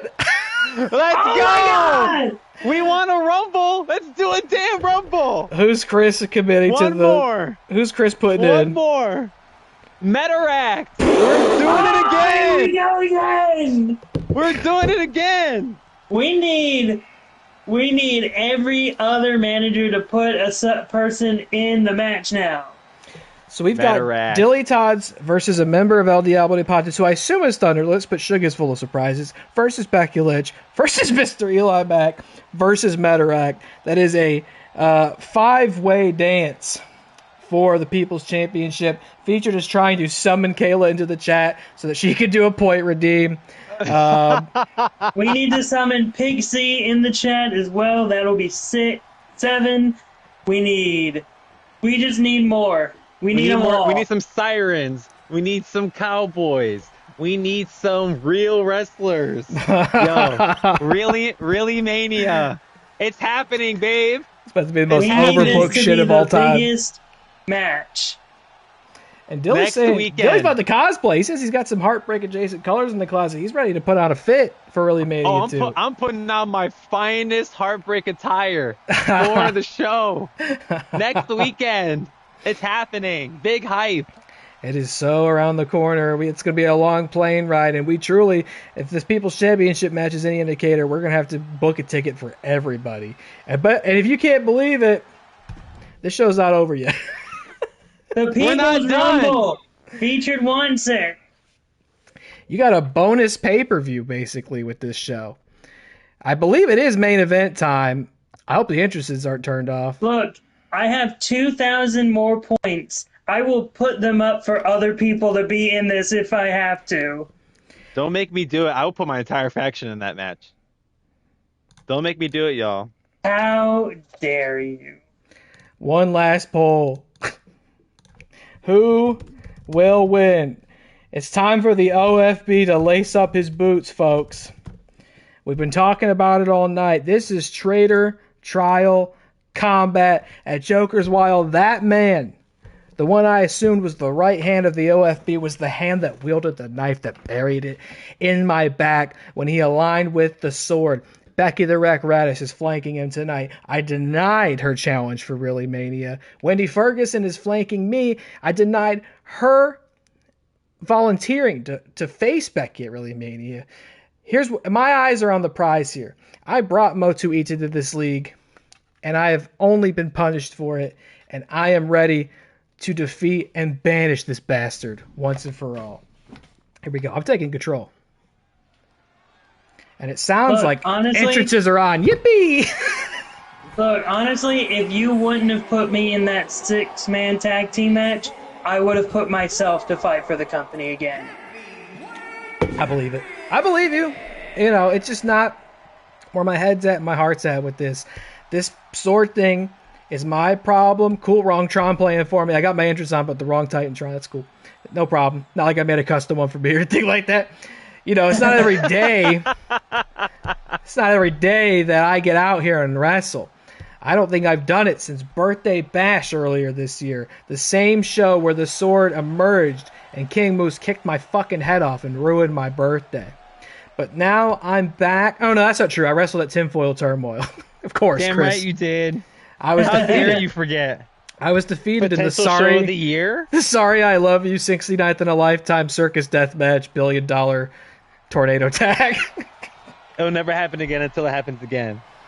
Sorry, I love you. That might be what I say to Motu when I deal the death blow here tonight. I'm focused, I'm hydrated, I'm in my lane, and the OFB comes back one last time, the front of the line backing me up. I'm ready to take on Motu. This is a guy I've got a lot of history with. This starts in a whole other playlist, brother. This was the island playthrough in this game. I came there and I shaped him out of volcanic ash into the golem of vengeance to try to defeat the island and all the occupiers there who would taint and torment it. But I realized it was not worth our time. It wasn't worth our effort. I liberated Motu from that place. I brought him here to WATCW to be the great competitor he's meant to be, no longer shrouded in obscurity and disgrace of inferior game modes. Come here. Come to WATCW to be your true self, to be my right hand. And now Becky wants to tell me that's never what he wanted, that I should have left him there. And all she had to do to turn him against me was offer what he truly wanted. I don't even know quite what that is. I see Motu's got the wrong Tron as well, so hey, at least we're even in that respect. Here we go. They're hitting his music. I ran the poll, by the way. If any of you vote against me, okay, 100% of the vote. You're all dead to me if you don't vote for me. Where is he? What is this camera angle? The game freeze? Hello? What's happening? I'm just sitting here looking at this damn Tron blinking at me. I hear Motu's music. Hello? Golem of Vengeance? Did you get lost backstage? Or did you realize that you had bitten off more than you could chew, which is saying a lot with your big-ass mouth? Yikes. Get out here, man. You betrayed me at Joker's Wild. You made me look like a fool. You put me in the spot of the public execution for the night. And now I'm here to extract my pound of flesh, and you make me wait? And the main event? At the final turmoil? Here we go. What's going on? Pretty sure here? backstage you can get them, can't you? There's 2 features backstage last I checked. Could be. The fire's burning on the stage. What is going on here, man? This fire. There he is. And he's not looking how I remember, because now I see what Becky and the Sword offered to him. The Island Championship. A title you're only supposed to be able to get by beating the final boss of that game mode. A challenge that I declined to bring him here. I get it. I see it now. That's what I denied him. The opportunity to finish his story and win that title. And I never unlocked it, so I don't even know how he's holding it. I don't know what the Sword did to bring it here. But I can tell you all that title grants divine, otherworldly powers to the one who holds it. And now that one is Motu Ita. I'm sorry it came to this, my brother. We've been turned against each other. I believe in you, Taylor. I had nothing for love for this man. He led Team OFB to victory at War Games. I trusted him to track down a traitor in our midst. I burned a bridge with FeaturedFilms that I don't know if I can ever repair, and now it's clear that the true traitor was under my nose all along. It was this man, this creature, who would now betray me for a mere title because I refused to unlock it, because the final boss of the island, a teleporting supernatural Roman Reigns, was too bullshitty for me to bother with. And now he brings that title and all its arcane power here to WATCW. It breaks my heart. I want to hate him. I want to destroy him. But I'm even wondering in this moment if I have what it takes emotionally and physically. Dilly asks, is this an anime belt? It may as well be, yeah. It may as well have the power of God and anime on its side. That's what it does. The power of all 4 sectors of the island. I know this sounds like gobbledygook to most, but I stand here and I look at that man holding that belt and I understand what it means. And I understand that I maybe never understood Motu Ito at all. And I dragged him here. And now I have to pay the price. But it's one I'm willing to pay. I'll show Becky. I'll show the Sword. I'll show them all. And remind them just who the fuck they're dealing with. Let's do this, Motu. Fucking get him, Taylor. Let's send you home. It's the only place Let's you go. ever wanted to be. So let's give you what you want. And apparently he's putting this title on the line. Oh, you can win it. I don't want this, Motu. I haven't earned it. You can always do Medusa and throw it in the trash. Or in the Lake Erie. That's Yeah. too irresponsible. I gotta like hand it over to the SCP Foundation or some shit. Here we go. OFB in the corner. I'm ready. I I got don't know Wadi why, on my but when I was chest. seeing Motu, I was just imagining Obafemi's theme music. Yeah, close enough. 500 pounds. I've been through so much with this guy. I know a lot of the WATCW faithful may not be aware, but some of the hardest battles I've ever fought in this game were beside Motu Ito.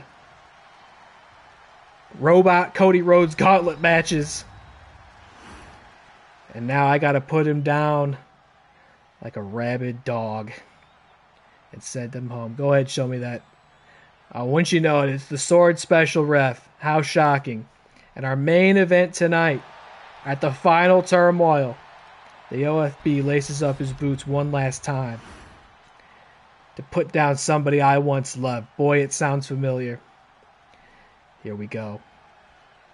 Ring the bell, and I'm pausing real quick because I'm putting the match HUD on because I'm not that good at this game. All right, Motu Ito, I got to put the HUD on. Now I can see what's going on. Here we go. Counter that, no problem. Motu is a big boy. I know it. So I've got to work him down. Ah, shit. I know there's going to be a bit of a delay between what I'm doing in commentary, but I can't help it. I got to narrate what's going on here. Motu's a big boy. I know I got to cut him down to size or he's going to counter all my shit as a giant. Wendy Ferguson watching from ringside. It's always good to have Wendy Ferguson in your corner because she's someone that truly believes, oh, big boot by Motu right onto you. But you're able to do great hammering, great reversals. Even if he's showing a lot of power, you're able to show that you have a lot of grit against his power. Boom! And he goes down for the first time tonight. I've successfully done enough damage to those 2 massive Samoan tree trunks. And now we can start getting him on the mat. He's going to try to roll me up. Really, Motu? Really, Motu? Sometimes when you're corrupted by a sword organization or something like that, you try things that you're not used to them doing, and that includes a simple roll-up. Becky's rolling in a bat? Look, this might be Trader Combat here, but I think DQs are still on Motu. We're going to do this the right way, the honest way. Let's try this out. Get you in those legs. Here we go. So many times at Birthday Bash, I used this one. I was kicking fucking heads off. And I'll do the same to you, Motu. I'm sorry. I love you. Get him up. Let's end this. It's going to be an all-timer. Put him away. No problem. The classic. The GTC. Go to Cleek. Hook the leg. It's done. Give me that belt. Of course, Motu gets the shoulder up. Of course. With the enchanted powers of that belt. You gotta do more damage to him. He may be someone that you think you can easily take down, but he's still a big man. You gotta cut him down. You gotta take out the knees.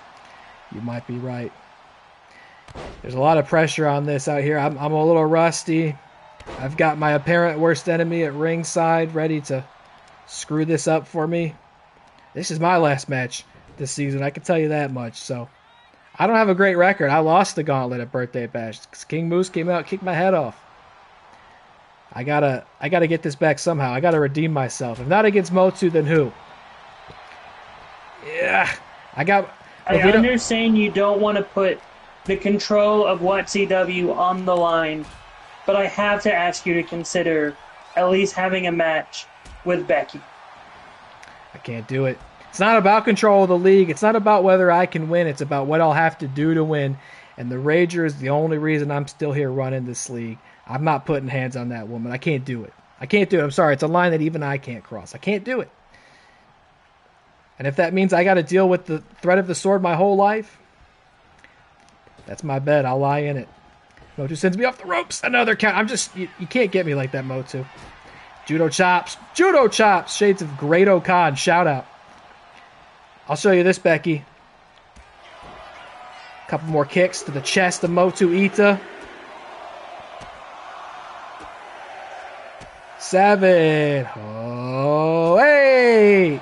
He's not got a chance in hell. Look at this. Another one. GTC. Done. Pin him. Done deal. No way he's kicking out of 2 of those.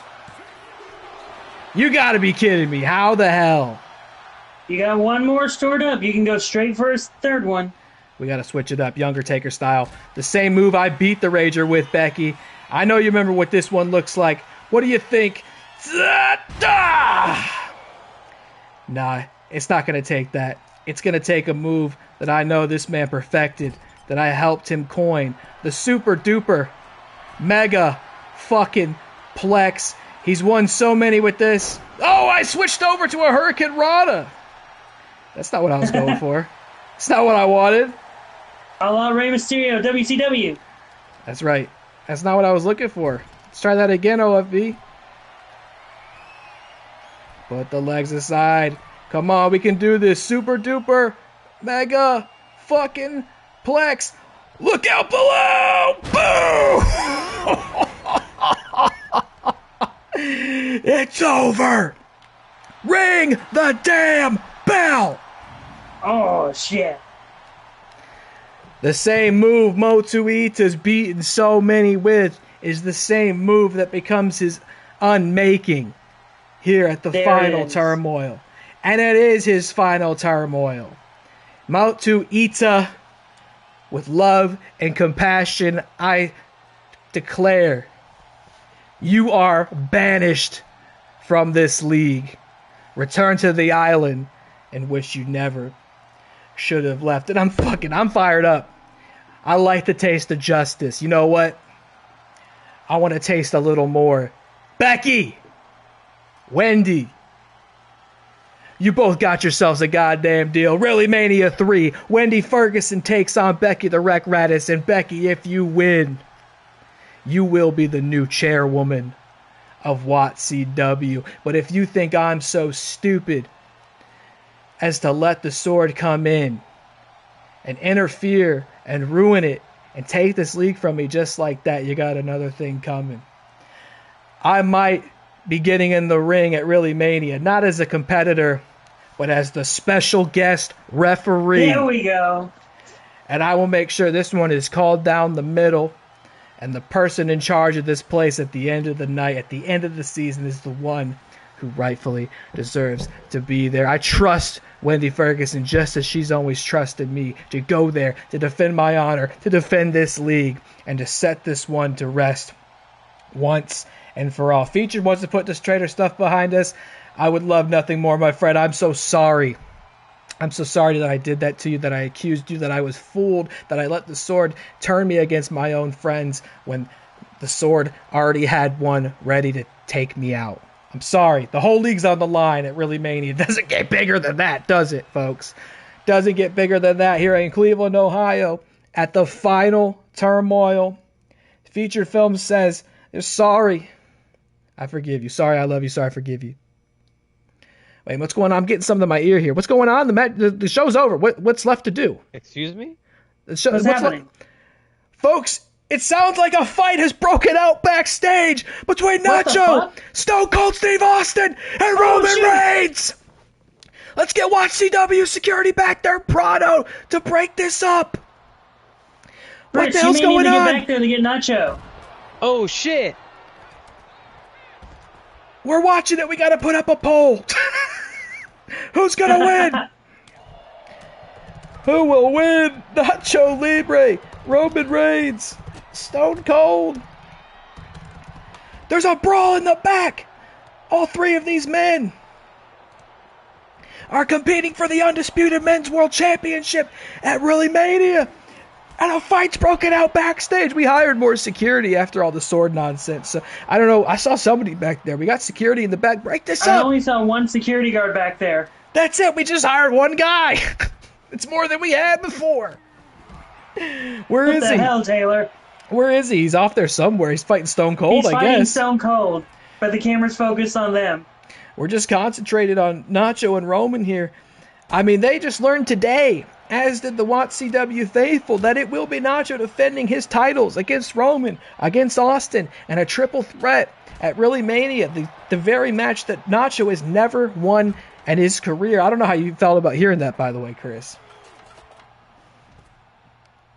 You know, I don't love it, Taylor, but it's ReelyMania, and we're ready to dish out some heartbreak, even if that means overcoming the thing that Nacho Libre he hasn't been able to in WATCW history. We'll see. We'll find out next weekend. It's Wembley. ReelyMania, baby. Woo! What's Nacho? Put the security guard down. Good God. Security guard doing spin kicks. He's moshing it out. Oh, everybody's Who the hell putting is it. this guy?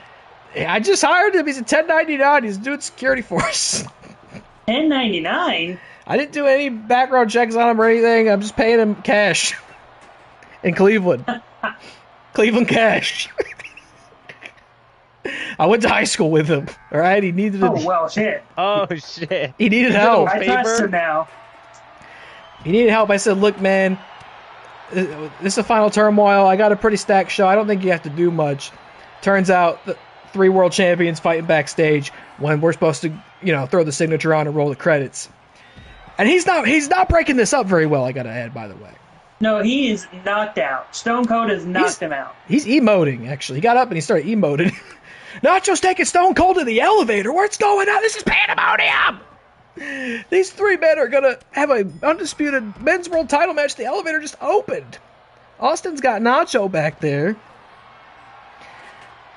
This is pure insanity. I mean, what if somebody gets hurt back here? DillyTodds knows about that Cleveland cash.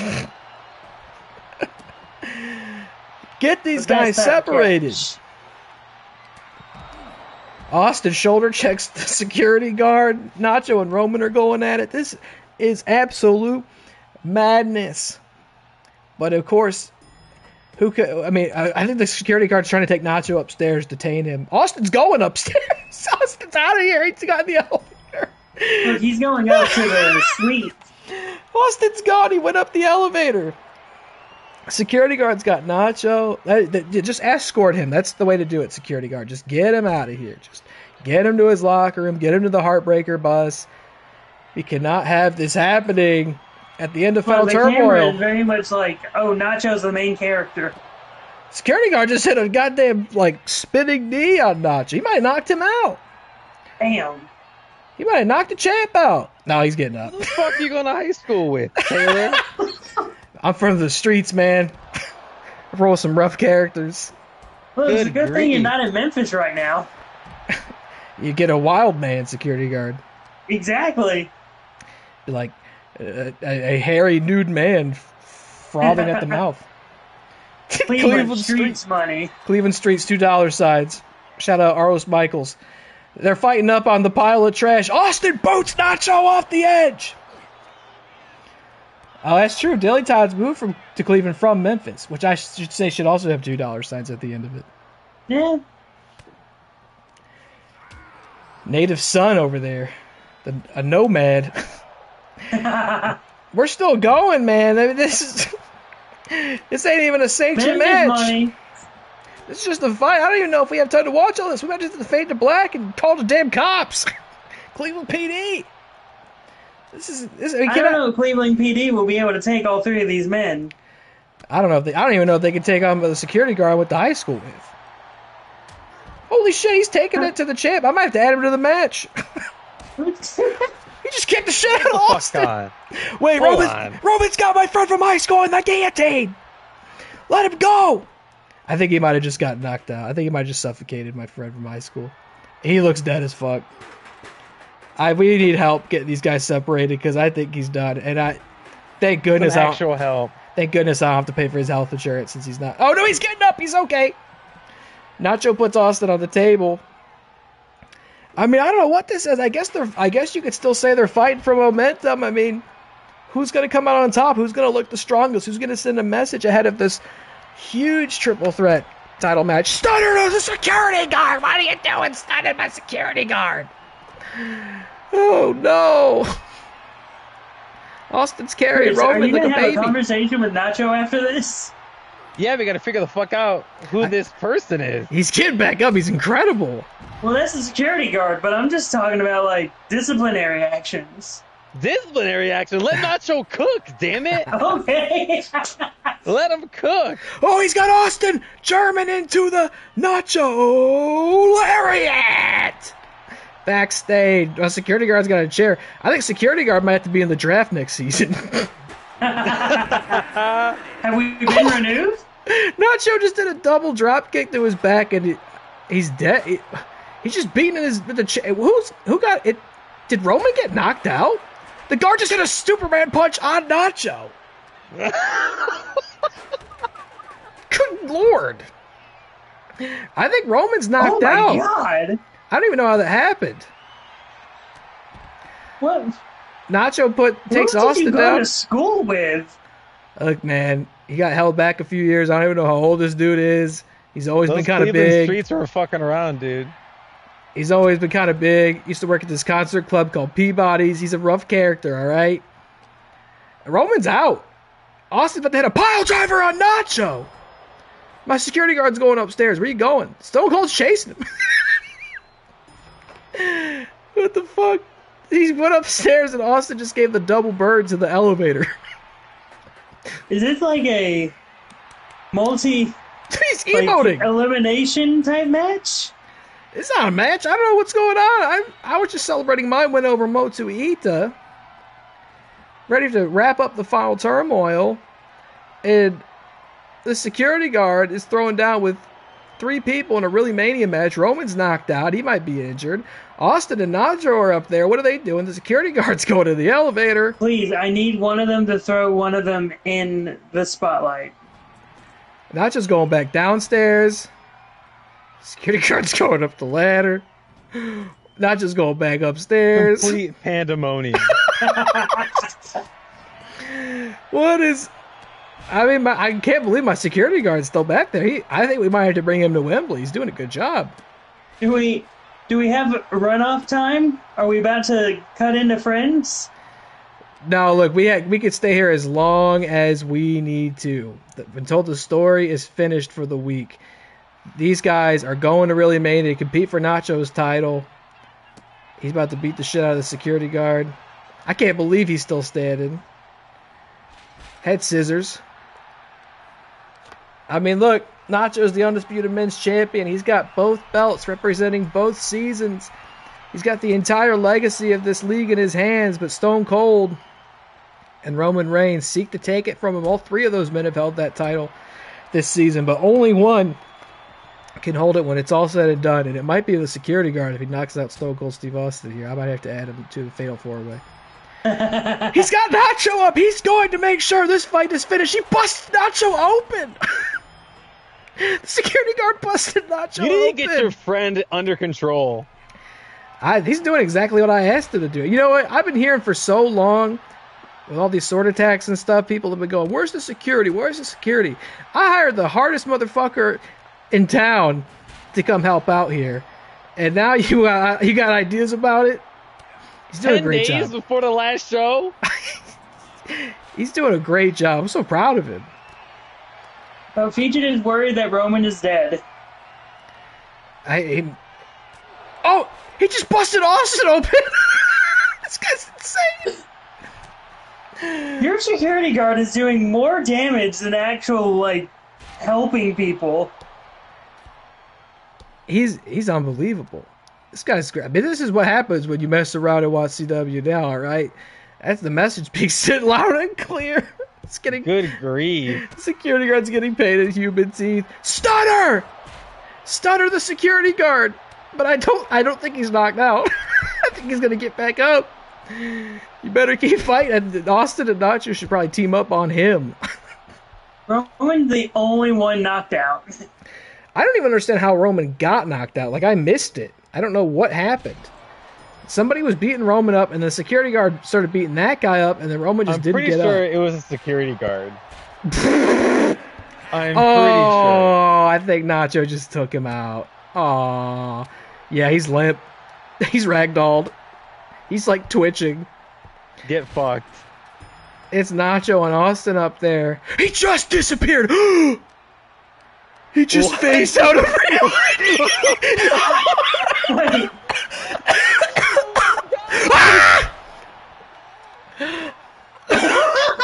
I fucked He his entered body away. He went to the shadow realm. He went to the shadow realm. He Nacho- disappeared to the island. Nacho banished him to the shadow realm. I've never seen that. You know how many hours I logged in this game? I've never seen that. Spear to Austin! Nacho spears Austin and this thing is over! Take notes. Take notes. This is what's coming next Saturday in foggy London town at Wembley Stadium. The motherfucking GOAT of WATCW, the face, the ace of WATCW, Nacho motherfucking Libre. He will stand tall. He will be the victor at next week's ReelyMania 3. Book it. Book it. Holy shit. We might have to have the security guard be the special referee. Yes. Absolutely not. That motherfucker. Please. Let's do it. Oh shit. That guy's definitely coming to Wembley. He's going to be my personal guard. I need one. Motuita's out. I need a new right hand. That guy might be the right hand of the OFB. He might be the fucking right and left hand of the OFB. That's He's true. in the shadow realm. If he's still there.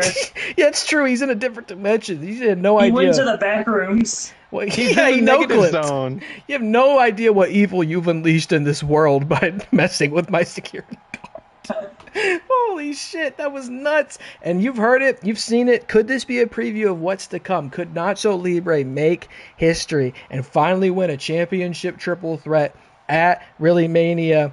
Or will it be the tribal chief Roman Reigns who claims that title, I believe, for a third time this season? Or could it be the Texas Rattlesnake who claims it for a second time this season? Folks, what a card we've built here, just to name a few. Of course, we have that. We have the women's world title match between Kayla and Rhea. We got FeaturedFilms versus FeaturedFilms. We've got Wendy Ferguson versus Becky the Wreck. Special referee, me. We got a 6-man Hell in a Cell for the Twitch Championship. Ada Wong and Bianca Belair versus the Todds Wreck. 2 out of 3 falls. And a Rager Memorial Rumble, all this and maybe even more. EliMac and Waddy the Walrus versus the Sword, a People's Championship match. This is going to be a show rivaled by no other show, not this week, not this month, not this year. This is it, the season finale of WATCW, the season finale of the Fantasy Faction War. It's truly, truly all led to this. And folks, this was just the warm-up. The final turmoil was just setting the stage. Next time we go live, we will be standing on that stage and prepared to give you the greatest show in virtual wrestling history. Thank you so much for watching tonight. Thank you so much, Mr. EliMac and Chris Anthony Lopez, for joining me on commentary. Gotta hit the poll here. Nacho won the backstage brawl. Great job.